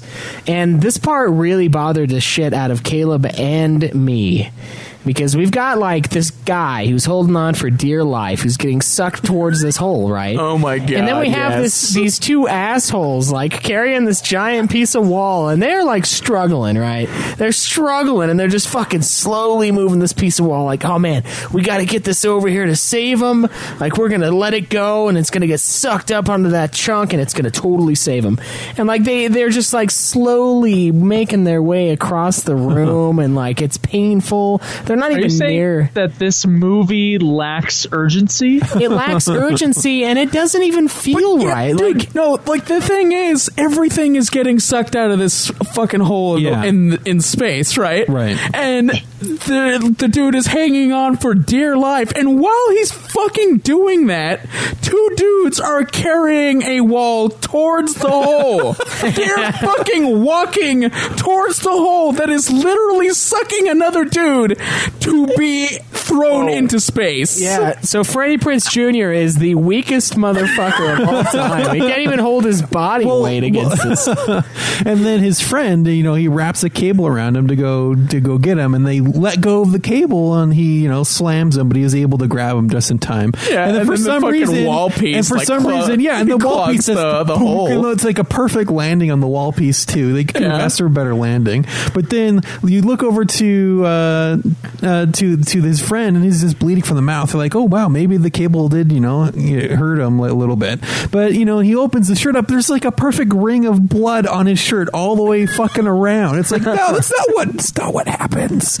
And then he's just fine, like in the next scene too. He's just fine. It just looked like two guys holding a styrofoam wall with a fucking room fan going off, and they're just slowly making their way over there. It's just, dude, it was painful. This fucking movie is painful, and it's not. It lacks the fun that Mortal Kombat has, and when I laugh at this movie, I laugh at like the retardedness, not the over the topness. I totally agree with you, but I do have I got another line here. The bully at the beginning, let's meet each other in high school at the cafeteria scene. Yeah. It's he says, change the subject quickly, pal, or I'll change it for you. Yeah, and I'm like, that's a real good thread. I'm like, what does that mean? Change it. You're a real good conversationalist. Yeah, change it then, you fucking talk. Okay. ass. So let's chat over here. One thing I didn't really understand is when he finally makes the jump back to Earth. He comes out right in this big old ship chasing him, right? Yeah. So, Earth space, and so he this big old ship is chasing him. Space. Get all and space. How close Earth to Earth space. is that? And because he has to figure out what to do. He has this big old ship chasing him. It's catching up, and it's going to destroy him, and then fuck Earth before the other convoy can arrive, because they have to intercept the main battle force that's coming to fuck Earth, right? Yep. So out of nowhere, there's just this fucking like quasar black hole thing just out of fucking nowhere, and he turns right at the exact right moment, but the other ship can't turn, and it's this huge black hole that's right next to Earth. But then it's fucking like Earth doesn't care that there's this huge gravity well right next to fucking, and then it's just gone after it's not needed anymore. The aliens came out of it too, and then it pretty much just fucked off. It's just like it makes no fucking sense. Like, what was the hole that? is only on one side, I guess, so they just like fucking appear. No, because he's sitting there. He's like, I'm running out of fuel. Like, where do I need to go? Wait, what's that? Oh, I can use this to my You guys advantage. are arguing as if you were paying attention to what was happening past. You have to, dude. You have to pay attention to any little thing you can, because the rest of the movie is fucking boring. I took notes, and really I was just taking notes on the terrible lines in this movie. Yeah, there's terrible lines, and then the fucking funniest part that Schweiss and I saw was probably the seal people. French accent in the back of the speaker. Yeah. I really laughed at the enemy seals, and I also laughed at the illogical fear they're that bald they. cats. No, dude, look at them again. They're totally fucking seals. They are bald. Look at cats, look dude. at them Cat, compared to a bald picture of a cats. seal, and they're the same. They're like a seal cat mix. Sometimes they look more like seals, and I do see the cat. I do, but I don't understand the fear, because like they get up beside these guys and they fucking rape house. Like they fucking annihilated that ship. Yeah, they took the fucking like navigator thing back way too easily. And by the way, that is the luckiest plot resolving thing I've ever heard of. Yeah, the ultimate Deus Ex Machina. Oh shit, they stole this, and it could be anywhere. Oh, here's and we only have 2 hours to recover it. Oh, we just randomly happen to come upon this ship, take everybody out super easily, and find the thing that we were fucking looking for, even though we totally didn't know it was there. It's just... Yeah, I also really hate the idea, like, oh, they're dead, so they never really existed. I'm like, what? what is this? Like, this is like some real. They're calling it a game. It's like, don't be playing that game with me. Don't you be playing that game with me? It's like, what, the game of eulogy? What are you talking about? The game of that people existed and feelings are a thing? Yeah, like, Jesus, what kind of fucked up nihilism are you people on here? Like, everything's shit. Yeah, memories are for fucking losers. If you're dead, you never lived. Yeah. No legacy. Boring. Legacy's lame. Hey guys, what do you think about the character who would always announce things on the ship, the announcer voice? Oh, I thought he was a 10 out of 10. I actually did. Flatline everything he ever said. Warning. Like, if he said, yeah, warning, the aliens are breaching or something, it'd be like, warning, the aliens are breaching, and then they want the NavCom. Yeah, it's like he knows their whole plan and their little thing. It knows everything already. They want their NavCom. Yeah, they want the NavCom.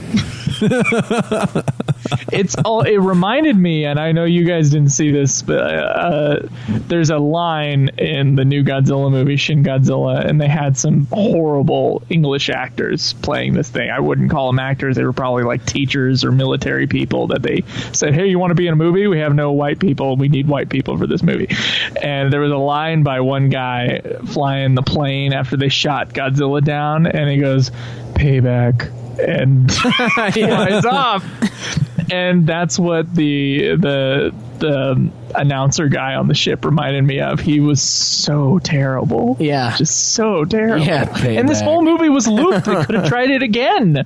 And they didn't. Oh, dude, I made a joke about that early on. I'm like, God, these guys are actors who have been in not huge films, but they're well known enough, and like none of them, it seems like they didn't do a second or third cut of any fucking scene. They were like, you know, Shaggy would be like, yeah, I feel like I was just off on that one. Like, nope, it's good, let's move on.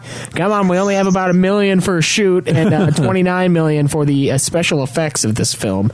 So it's like a one and done. Like, it just seemed super unenthusiastic, and like they're like, all right, I'm gonna ham it up for this next one. That one random moment of slow motion too. Oh, Jesus Christ, the slow-mo. The like bullet time. It's not slow motion, man. It's bullet time. Yeah, the one random bullet time. Yeah, they do bullet time and like, oh, cool, it's a coffee mug and like coffee spraying out of it. That part looked cool. And then they go to Freddie Prinze Jr. and the girlfriend, and they're just standing there. And I'm like, oh, yeah, this is exciting. This is a real exciting bullet time scene. Oh, two people standing. Yeah, dude, the bullet time with Freddie Prinze Jr. and the girl is like, it's like half a turn and nothing happened. Yeah, they're it's sitting just bullet there. time. And then she just smacks her head like after. I'm like, oh, okay, that's exciting. But like, we didn't see her slow-mo smack her head. The bitch was just standing there, and he was standing there, and then she hits her head really quickly. Also, they were so strapped for budget on this movie that when they were like developing the film, they couldn't get the color to match with the film before it. So like the bullet time sequence is really bright, kind of overexposed, and a slightly different color scheme than like the normal speed sequences from the same angle. If you watch The Matrix, which of course I think they invented the bullet time camera stuff for The Matrix, it actually does like match their color scheme, and it looks really good, and like, oh, we got bullet time, and then it just falls apart. It's terrible. Yeah, dude. Jesus Christ. To be fair, like $30 million to make like a fucking space movie is not a lot. That's true. It's not a lot. Like, they're making it because I know the other video game movies that came before it weren't like super big hits, but I mean, they were a lot bigger hits than this fucking. Yeah, this thing didn't make any money, and this one probably had the least amount of budget, as far as I could tell. Because like every other one seems to have had so far like a bigger budget. Like Mario even if had this movie had a big budget, Craig, the script is so bad. The script is fucking terrible, yes, but at least it could have looked good. Is what I'm saying. I could have, but the director and they could have hired somebody better. And close-ups. They could have hired somebody better to do. This is his series. They're not going to hire someone better. To write the movie. So Double Dragon had a smaller budget. Also, it only had a $7.8 million budget. That's the smallest. Okay, one so far. That's It also only made like $3 million. So Still a flop, but yeah, flopped pretty hard. But you know, it's crazy though, because I do feel like I almost think the Mortal Kombat, I think it looked better. Like I feel like they used their everything 18 other than like Reptile. Well, Mortal Kombat was based off of a decent movie, so yeah, it was based off something at least that was good.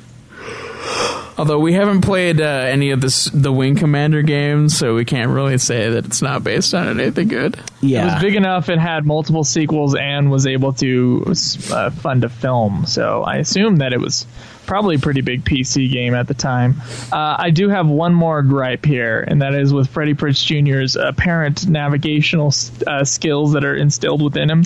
We get no clues to this existing within him. There's no Obi-Wan scene where he's messing around with the training robot, trying to shut his eyes at it or whatever. You don't get that. He just suddenly has this navigational skill. Oh, it's genetics, Joe. It's genetics. It's not faith. Yeah. It's not. It's midichlorians, Joe. It's not any kind of superpower. He just does it.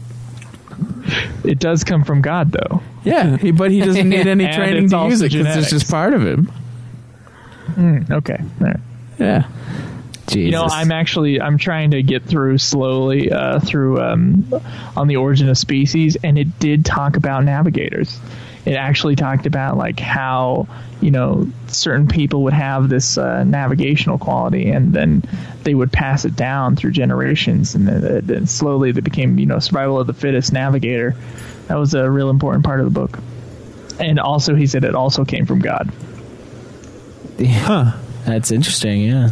Yeah. So maybe they pulled navigators that out. are a gift from God, then, turns out. Yeah. And genetics. You know, I thought you were pulling that out of your ass until like the last 2 seconds. Still think that. Yeah. Just remember, guys. But it's not faith. Yeah, it's genetics. That should be our sign off from now on. It's not faith, it's genetics. The movie, it's a sad thing. I mean, I'm looking at the box office. Other than Double Dragon, which of course was a massive failure, every other one seems to be over 50 million for a while now, except for, well, Super Mario Bros. Was 20 million. But I mean, we got Mortal Kombat with 122, 51 million for the one after that. And then we have Wing Commander with an $11 million haul. So it might be a big enough... So made like a third of its money. Yeah, it might be a big enough video game to make a movie, but it certainly wasn't a big enough video game to make a movie that made fucking money, or even like recovered its ridiculous costs for God knows what. But yeah, I don't know. I don't have anything else to say, really. Other than I stopped paying attention, and I watched it kind of twice. I fell asleep for a couple times during this, and I woke up, and I read a review that said the same thing. Like, I didn't feel like I needed to go back and watch the scenes that I slept through. Like, it was less fun than probably any of the other ones thus far. Like, Double Dragon is an atrocity. And it's an atrocity, but at least it was funny to watch because of how shitty it was. You could actually follow the plot of Double Dragon. I have no idea what happened in this movie. And we at least had a force feed spinach scene from Double Dragon. We did not get that from Wing Commander. There's also like a clear villain in every single one of these, except for Wing Commander. Like, it's like the aliens. You don't see the aliens till 2/3 of the way through the movie. The aliens are like the bad guys, but it never really shows them doing anything. Yeah, like the game just like the movie's just like, oh, they're assholes. And you know what? The fucking the aliens don't even attack them until they're attacked.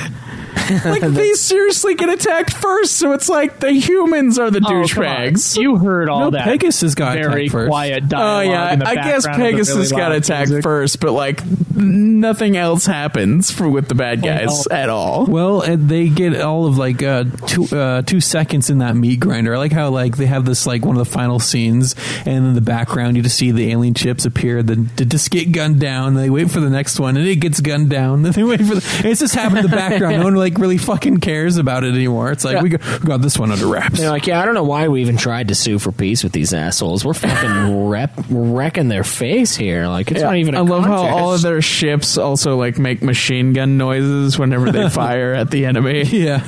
It's like they're shooting some kind of laser or something, and it's like there was a point where near the beginning, I remember now, where the alien ships were flying around. They were making the German World War I plane noises, the little.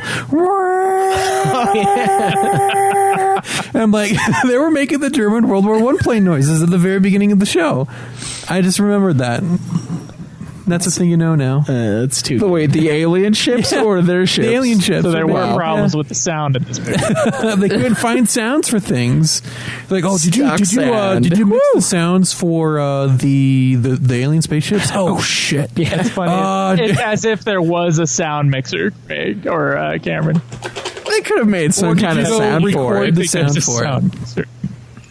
Or something, just anything. But no, they just used the old World War I plane sounds.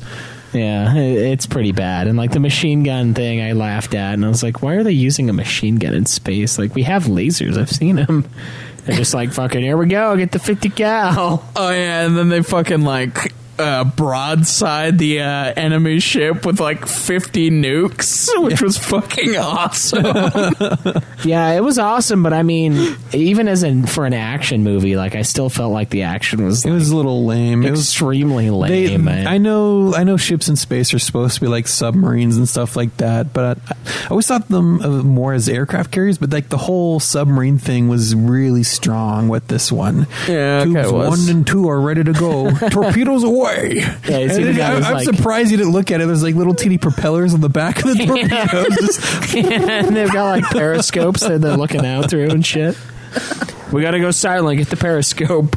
Oh man. Yeah, I don't know. So this movie was bad, right? Yes. Yeah, it was bad. Like, it's really bad when you can't fucking follow the plot at all.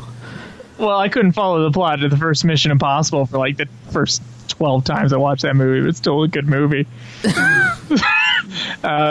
So I wouldn't necessarily say that, but you have no emotional attachment to anything. So if anything happens to the character, yeah, I honestly thought the black chick was going to magically be alive somehow.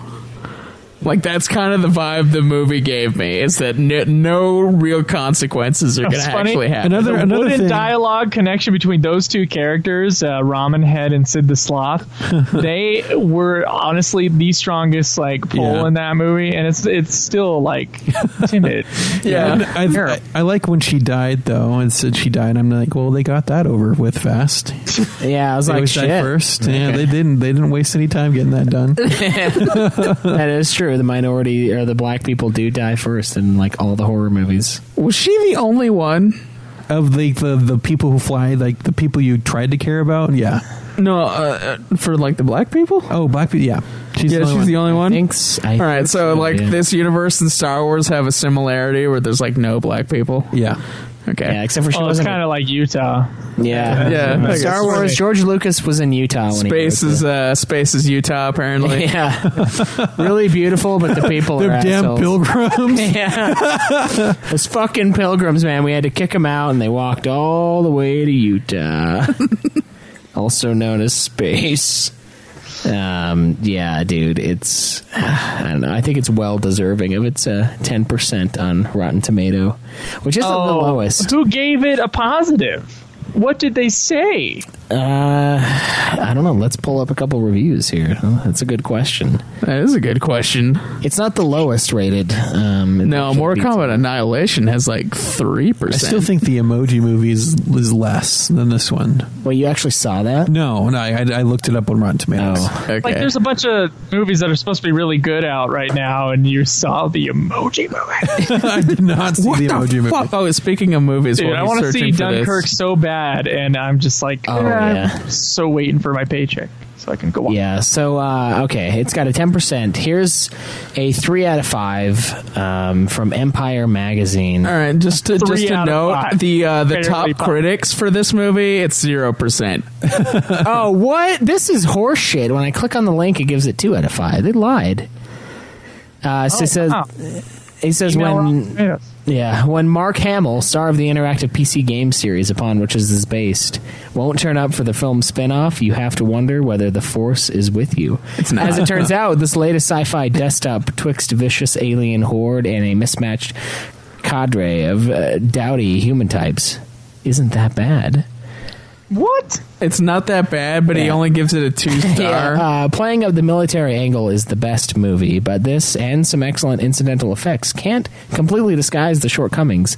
Namely, Prince Jr. unable to cope with the ham-laden script, the rather faceless enemy removing much of the peril, and what appears to be a spot of butchery in the cutting room. No, it isn't. So this is a lie. I'm going to have to talk to my person over at Rotten Tomatoes and be like, hey, this guy gave it a 2. That's not positive. I think that's the only positive one, right? No, there has to be more. There are 3 pages. Wing Commander incorporates a few twists on the space movie genre. I like the unpretentiousness of it all. The unpretentiousness, the talk about balls, is that what they're referring to? All the French guy was pretentious. That's true, yeah. He was like so circular in his storytelling too that he actually, of course, circles back on himself and goes from like God-fearer to atheist. You're a pilgrim too. Why did you never tell me? You never asked. He's like, you're right. I never did ask you. It's my fault. It's my fault for asking whether or not you're of a specific race. I'm just going through this crisis because I'm half pilgrim and I didn't even know I had someone I could confide in right here. Yeah. So. Are you one of those people everybody hates too? And he's been with that guy for like forever too. Like it's like, what the fuck? You never asked. Well, fucking fuck me, right? You're right. I didn't ask. You fucking ass. But he's cool with it. It's like, yeah, I guess you're right. I didn't. Yeah, I did. You're right. Oh shit, you got a point. Man's got a point, everybody. Fucking logical. Yeah. So where? Faith, man, it's genetics. Yeah, where do you guys rank Wing Commander? Bottom, very bottom. It's you're right. It's not fun past like the first few minutes of like, what is this stupid thing? Past honestly the balls conversation, it's no longer fun. So it goes from terrible and kind of fun to just I don't know. My brain was turned off and it was boring and I had no more notes to take. So very bottom. No more fucks to give about the Scooby-Doo's fucking casting being in this. None. I would rather watch Scooby-Doo. All right. Yeah, probably. At least Matthew Lillard had the decency to be high for that whole movie. Yeah. I was really laughing at the Scooby-Doo references I was making, too. I was like, Scoob, it's a ship of cats. I was just thinking that in my mind. Yeah, dude. Like, there was one part where, like, Fred and Shaggy were having that tender moment, like, in the beginning, kind of, when he was telling him not to wear the cross necklace. Yeah. And I was like, in another life, we'll be detectives with 2 girls and a talking dog. It'll be a good life. A better life. Yeah. We just gotta make it through this shit, man. I'll be high off my ass all the time. Them reunited at like the reading for the Scooby-Doo script. They're like, dude, remember that terrible movie we made that no one saw? Yeah, that'd be a great conversation. Oh yeah, that was fucking horrible. It was a one shot. They didn't stop rolling the camera the whole time. Oh, dude, I didn't know that the Freddy guy had actually married Sarah Michelle Gellar, but like one of the parts that like at the very beginning, the Shaggy guy saw like this blonde chick, and he's like, "Ooh, I spot a blonde," and I'm like, Freddy doesn't care about any blondes unless they're Sarah Michelle Gellar. Yeah. Neither do I. What about you, Cameron? Where are you going to put this one in your rankings?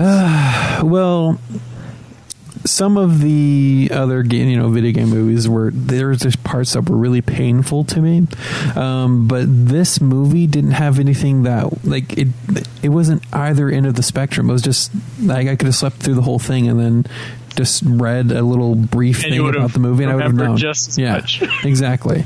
But still, I think this one has to rank to the bottom. Yeah, it's the last one. Couldn't even hear half the fucking movie. Okay.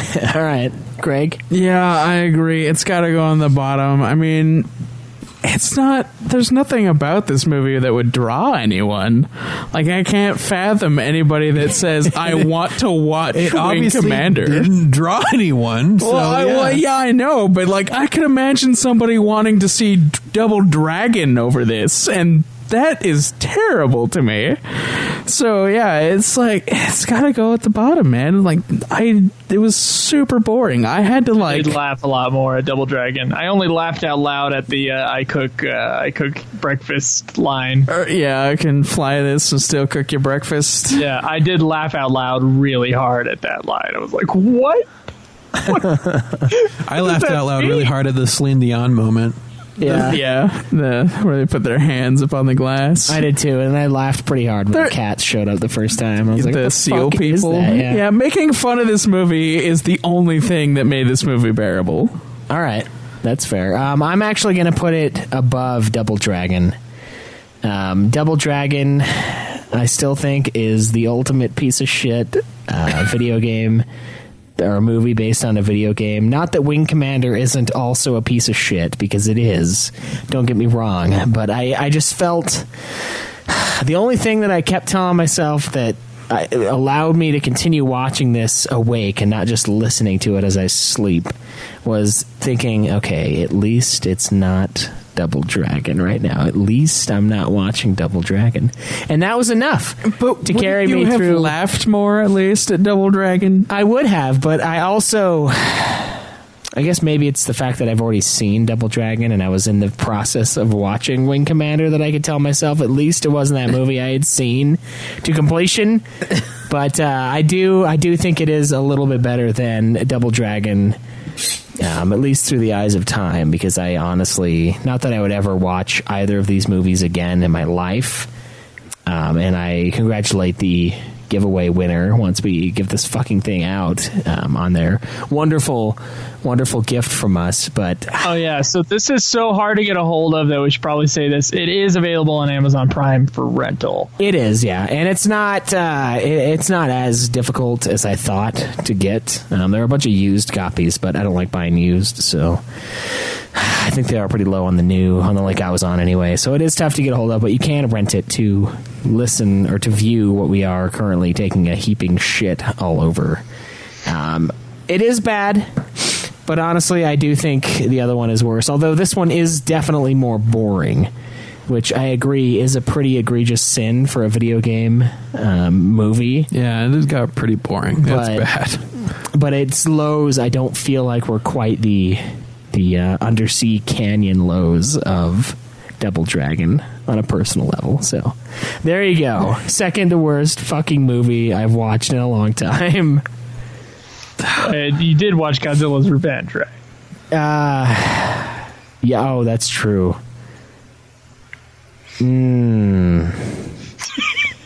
Dude, I don't know. This movie's probably better than that one, actually. Yes, it is. It is better than that one. Drew is insane now. That one you let is... the other guy talk him to a positive opinion about that movie. I'm like, what is wrong with you? Yeah, it's painful. Like, I could even tell it was like pulling from another movie that I hadn't even seen. It's like, this doesn't look like it belongs here. It's so terrible. So there you go. This movie is better than Godzilla's Revenge. Yeah, I would say so. I think we can both agree on that. We're both on the same page. Yeah. So keep in mind, guys, the next movie we will be watching for this segment of the show will be Lara Croft, Tomb Raider. Woo!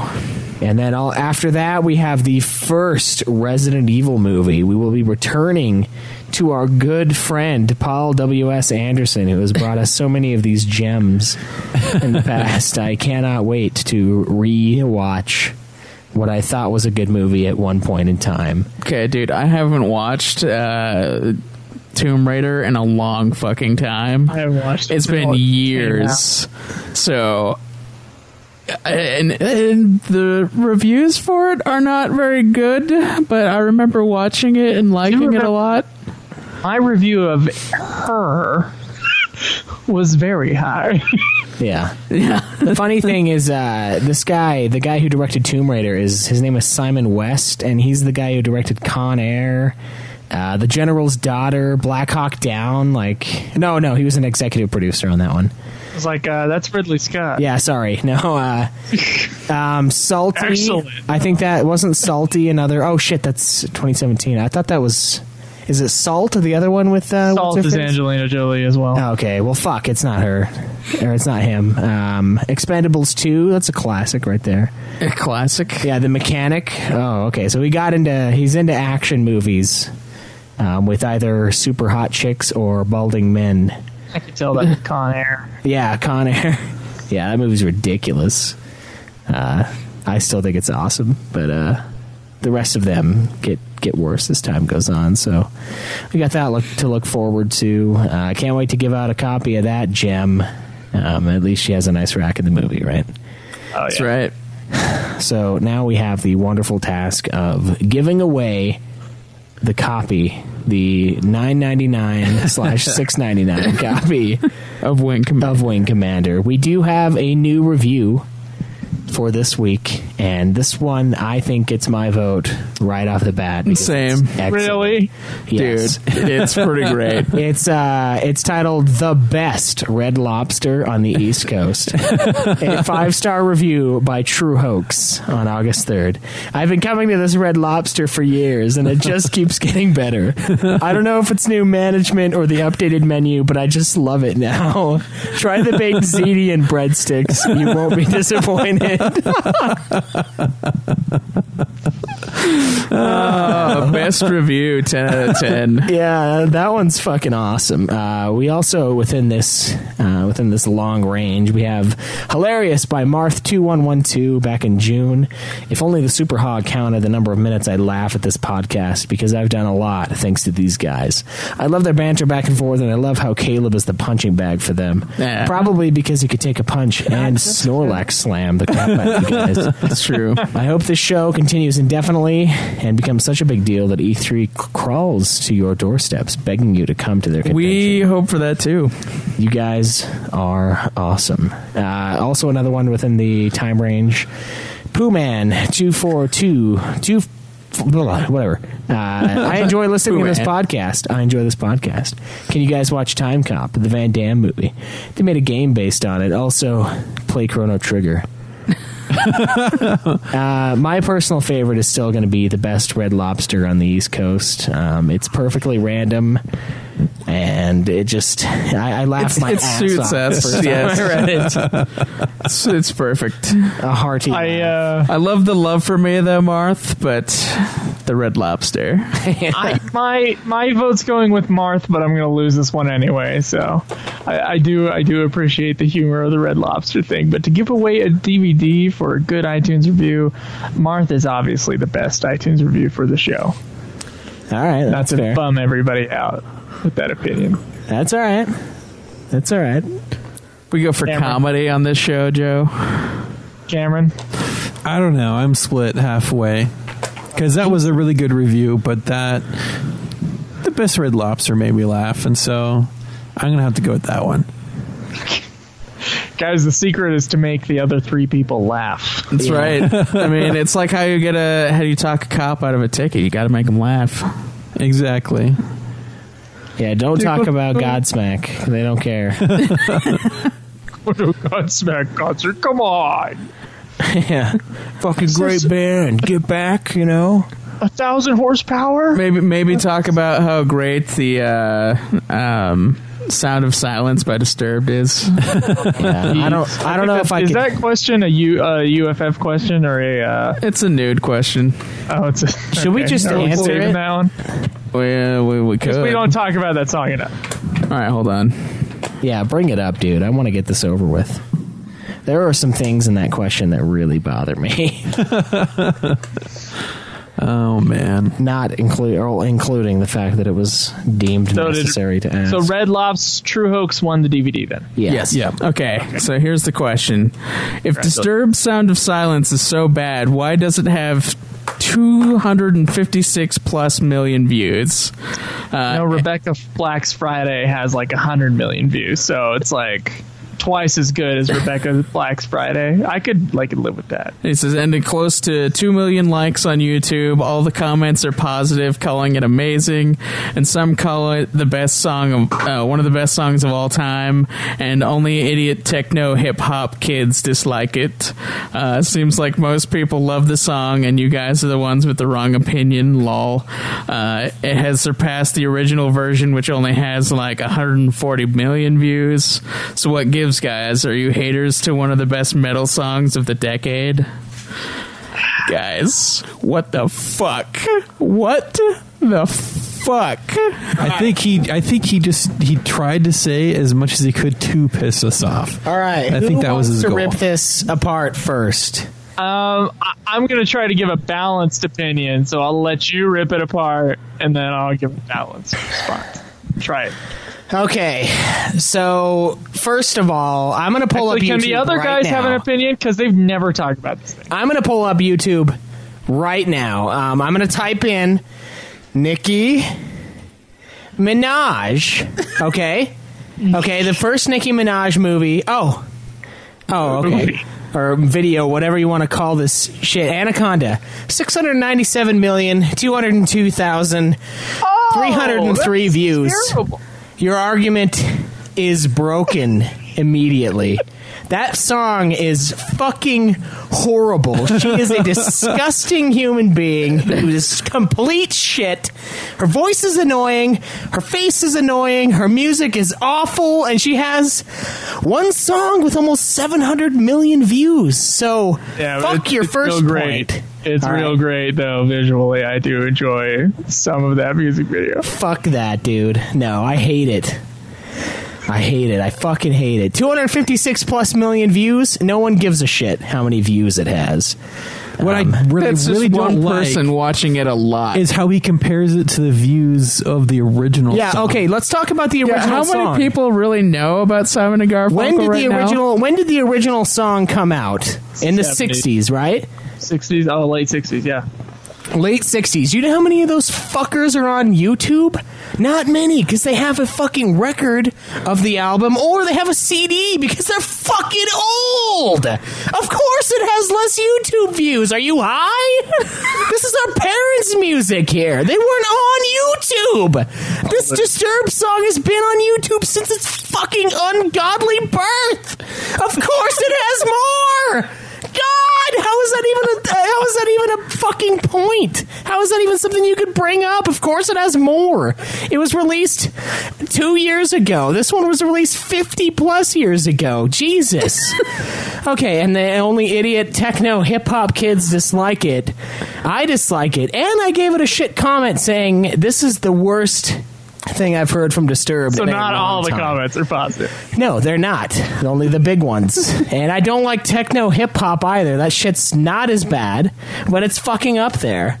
And okay, seems like most people love the song, and you guys are the ones with a wrong opinion. There is no such thing as a wrong opinion. Well, if it's the opposite of mine, then yes, there is. So I was reading a little bit on Wikipedia about the album where the original Sounds in Silence came in.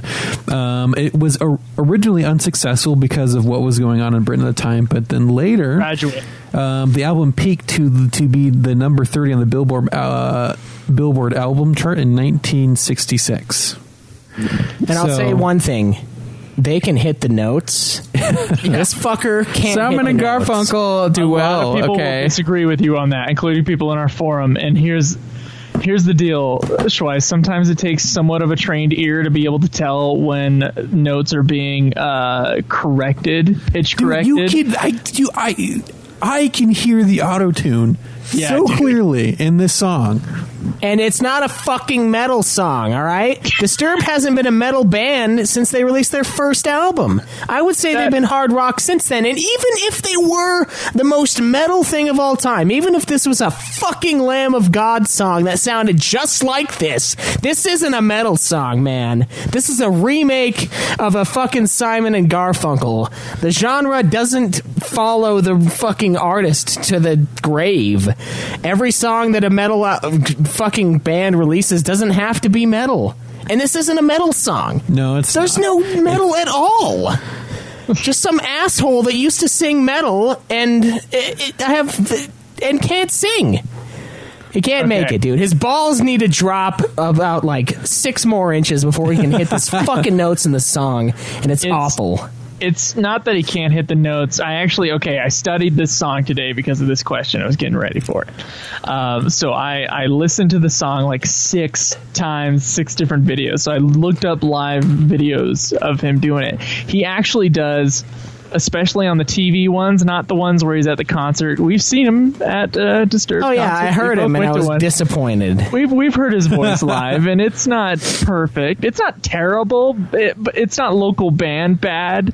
But it's definitely not Eddie Vedder good live. So there's some versions out there where he's, it's a little rough. His Conan performance of the song actually was pretty good. There were some flaws in it, and it was nice because it made him sound human and not like a robot trying to switch between very deep notes that he is obviously struggling with, not because he's a bad singer, but because he's like a couple notes lower than where he should be.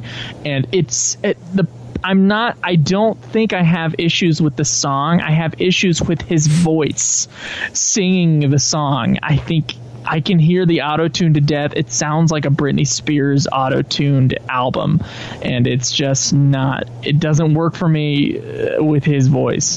He has a much higher vocal range than that, or a higher voice than that, and it just sounds so forced. And I don't know, man. I don't. And let's be clear, guys. The only reason that you would like this song is because you like Simon and Garfunkel. Okay. That's just what this means. Yeah. No. So the trend I'm seeing are the people who like the song do not like Simon and Garfunkel. No, don't know who they are. have to like Simon and Garfunkel because this is Simon and Garfunkel. I've looked at this video and of the Disturbed one, and most of it like, oh, this is so much better than the original. I'm like, I'm about to fucking bitch slap you through the screen. Okay, nobody is better than Simon and Garfunkel at their own songs. Okay, no one's better than no one is at better at Simon and Garfunkel with their own songs, unless the artists themselves say that this song is no longer mine. Yeah, with like the Johnny Cash situation. Yeah, that's it. That's the only time. That's like the only time. I guess I can see why people like it, but there is like, I knew the original song a lot because I watched The Graduate a lot, and it's like a huge part of that soundtrack, and the meaning behind the song is a huge part of that soundtrack of that movie. So when I hear a cover of a song I really like, I cringe already. So I'm ready to cringe at a cover of a song I already like love. And then his voice is produced to death. So there's another thing that adds to it. And I just, I can't like it because all I hear is too much production. All you hear is the industrialized thing that Disturbed has become. There is no raw music in there. There hasn't been the whole time. It's perfectly timed. It's perfectly everything, except for the auto-tune is horrible because he can't get that deep. He just can't. It's not possible. Is fine. I can't do it either. My balls haven't dropped enough to sing their song to fruition, but I'm also not getting like shit on for my version not being beloved by the masses. Like, for some reason, this and I swear to God, if anyone else tells me otherwise for this other song I'm going to bring up, if you like the fucking Five Finger Death Punch version of House of the Rising Sun, you can fuck off. You can fuck off, man. Or Bad Company, fuck that too. Fuck them all, man. God, this Holy Diver by Killswitch Engage. Oh yeah, that's horrible. Killswitch sucks ass. They suck ass even on the album. They can't even auto-tune that out. It's just too bad. No, they can't. I'm pretty sure Killswitch doesn't auto-tune because I don't think he's ever hit a correct note in his life. Yeah, there's nothing to tune also to. Swallowing the mic. Yeah. And you know what? Benny King's version of Stand By Me, way better than the one in 15. Agree with that too. Yeah. All these covers that everyone loves so much. Yeah, so I do agree, though. Popularity doesn't make it good. Nicki Minaj is a great example of that, unless, of course, you do think that she is good, in which case I have nothing else to say. Metal band doesn't make a metal song. I can't believe, though, me and you, Schweiss, we both looked at each other in disgust listening to the song for the first time. And it surprises me how much people like it, because we had that experience twice. We were like connecting on a "this is terrible, what has happened to this song" level. Yeah, and then I look online and it's just praise, and I'm like, what? Am I in some like fucking Twilight Zone shit here? Like, what? Yeah, we're in some alternate universe where no one can hear anymore. Like, the senses have been truly dulled, and no one with can their hands. No one can hear, and no one has heard the original song. Yeah, and everyone reads with their ears and feels with their fucking eyes and hears with their tongue. That's what happened. That's what I woke up one day and we both accessed some fucking portal to the sick world that we live in now, where fucking nothing is anything and sound of Silence by Disturbed is better than the original.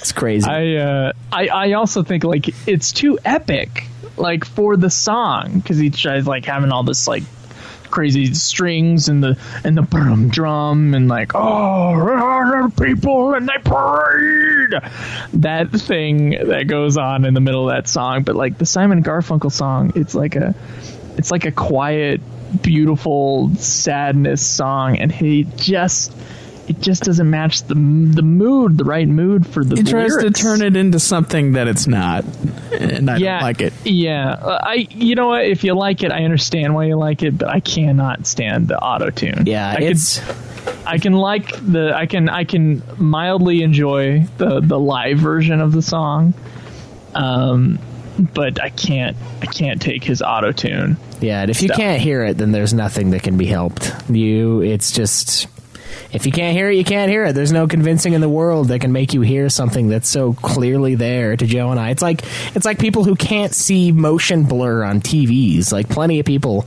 have no idea what I'm talking about when I see it. Yeah, it is that. It's like that same thing. Yeah. It's like we are in a world where no one can see or hear. God, I want to do like texture tests. Be like, is this rigid or is this bumpy? It's not enough for a TV. Yeah, I can see it. It looks freakish. It's like frame by frame, like fucked up, man. But all these people, no one notices, and they buy them. I see them.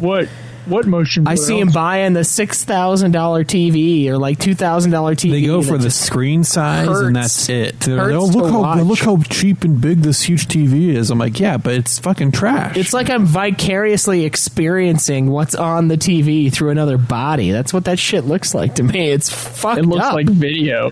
Bad, dude. Yeah, that's what this is. It's the audio version, the audio equivalent. Pretty soon they're going to be like, I heard you guys talking about how asphalt is rough. It's smooth out here. Like, it just feels super smooth. Like, it's just going to get more frictionless. And more. Yeah. Or have an asphalt conversation. Duct tape is smooth. I don't know what you guys are talking about. Like the ridge on the duct tape, the little lines of fabric inside the strings. That doesn't exist. Like, we're going to find out that we did wake up in some fucked up plane of existence where we have a listener base that also cannot hear or see.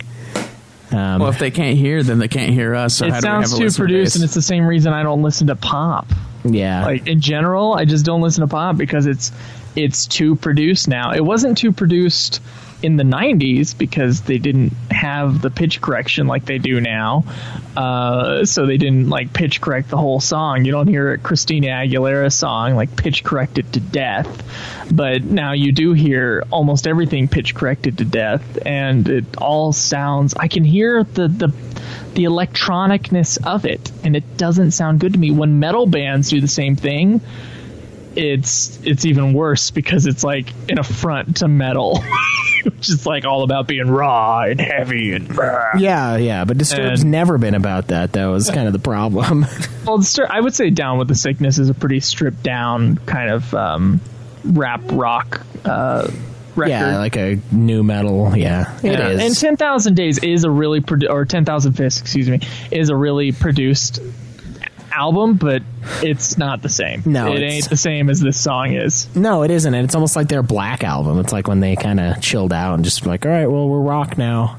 To me, anyway. Other people still think they're metal, but I don't their first song on the new album is pretty heavy. Yeah, it's awesome. Yeah, the songs that the albums are named after are always great. They know what their Asylum, great song. They know what their best song is. That's for damn sure. Except for maybe 10,000 Fists. I think Stricken is the better song. But yeah, I just don't dig it. Like, and it's fine if you do, but popularity. I just get tired of Disturbed real fast. At least it's not the light. It's like That's true. If you ever just listen to a whole bunch of Disturbed, like if you go through an album, just hit the skip button. Every song starts exactly the same way. A lot of them sound the same. So if you're gonna listen to Disturbed, like space out the listenings. Yeah, I tried to do my Disturbed posting for the album ranking, and I couldn't do it. I got through Believe, which was actually much better than I anticipated, and I just stopped there. I was like, I can't do this, dude. Because I was thinking about, like, Asylum and about Indestructible and Immortalized, and I was like, yeah. That's what you should have. Yeah. Cameron, have you heard the song The Light? Yes, I have heard the song The Light. Because it is the way one time worse. I was able to listen to it. Yeah, Simon and Garfunkel. Yeah, dude. I was disgusted by this one, but when that thing came on, I was like, this is worse. At first, I was like, this is the worst song I've ever heard them do. I was like, wait a minute. Okay, no, it isn't. They switched that real quick. They outdid themselves. They did, yeah. And can we preface though? I mean, you saying you were tired of it, but I listened to 10,000 Fists like nonstop. Oh, dude, I thought it was the greatest album of all time when I was in high school. Don't get me wrong. I'm not anti-Disturbed. Yeah, no, that album and their first album are like 5-star albums to this day. Like, I still think they're perfect. Yeah, but not Immortalized, and not The Fucking Sound of Silence. Anyway, all right. I guess we're done for today. Is that right? No, we have a giveaway. We have to give away a video. Oh, we game. did. Okay, all right. Guys, we have some great copies of Horizon Zero Dawn if anybody wants them. They're looking for a loving home. We also have another Uber list of video games on the website that you guys have access to. Tweet me, and I'll eventually send out the game to whoever we're about to pull out of this here bucket. Still got a few things I need to send out. Joe, did you ever post that question from us to use that you had last week? No, but some people contacted me on Twitter. And they seem pretty positive about it. What was it again? If people would be the dumbest question from us to you ever asked by a person who's half asleep. Joe begged for money. Oh. Well, I was like, hey, would you guys kickstart? Would you be interested in kickstarting a metal album based on Final Fantasy? Oh yeah, I've been thinking about it for both Final Fantasy and for Godzilla. Like, it'd be fun to. Oh, you said and other games. It was for me. You were to kickstart you. Just the no, that was the joke. Yeah. Okay. That was for me to bring the band back together and get go over to Art City Sound and like do some real drum tracks after I've recorded my parts, and I thought it would be like something that some of our audience members would be into. So all right, I think it's my turn to draw from the bucket. I'm shuffling. Bucket of truth. I'm shuffling. I've got everybody in here. Got all the people, the great people. Should look at your camera angle The and best see people. what shuffling looks like. People. Shuffling. Oh, God. It's getting real wet in here. And the winner... No, not that one. Not that one. Okay. Oh, shit. An underdog for the win. You rigged. Caleb. No, it's not rigged. You held one and said that's not it.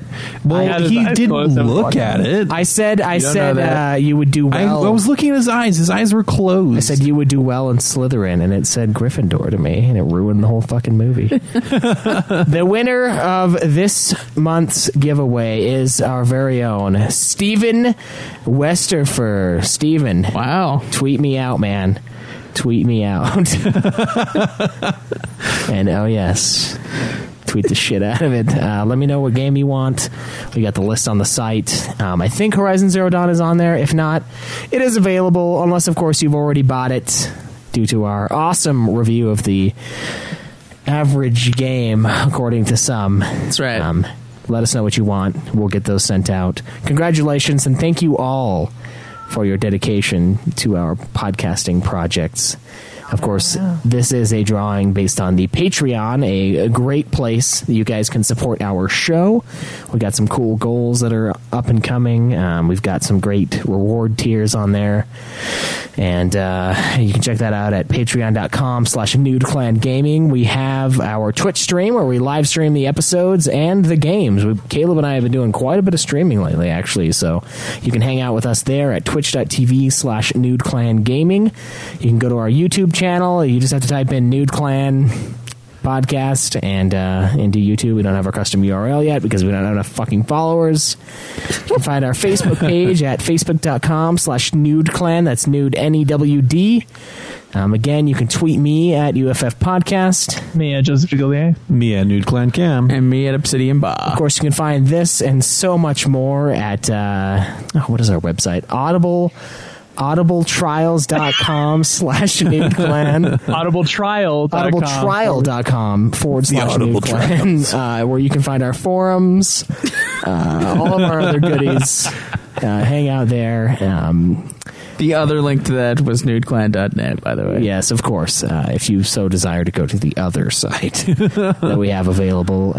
So yeah, thank you guys for hanging out. Yeah, that's about it. I ain't got nothing else. So. All right. Enjoy the nude. May the list go on. Live always in the nude. Yeah. I said. Oh. He's just being.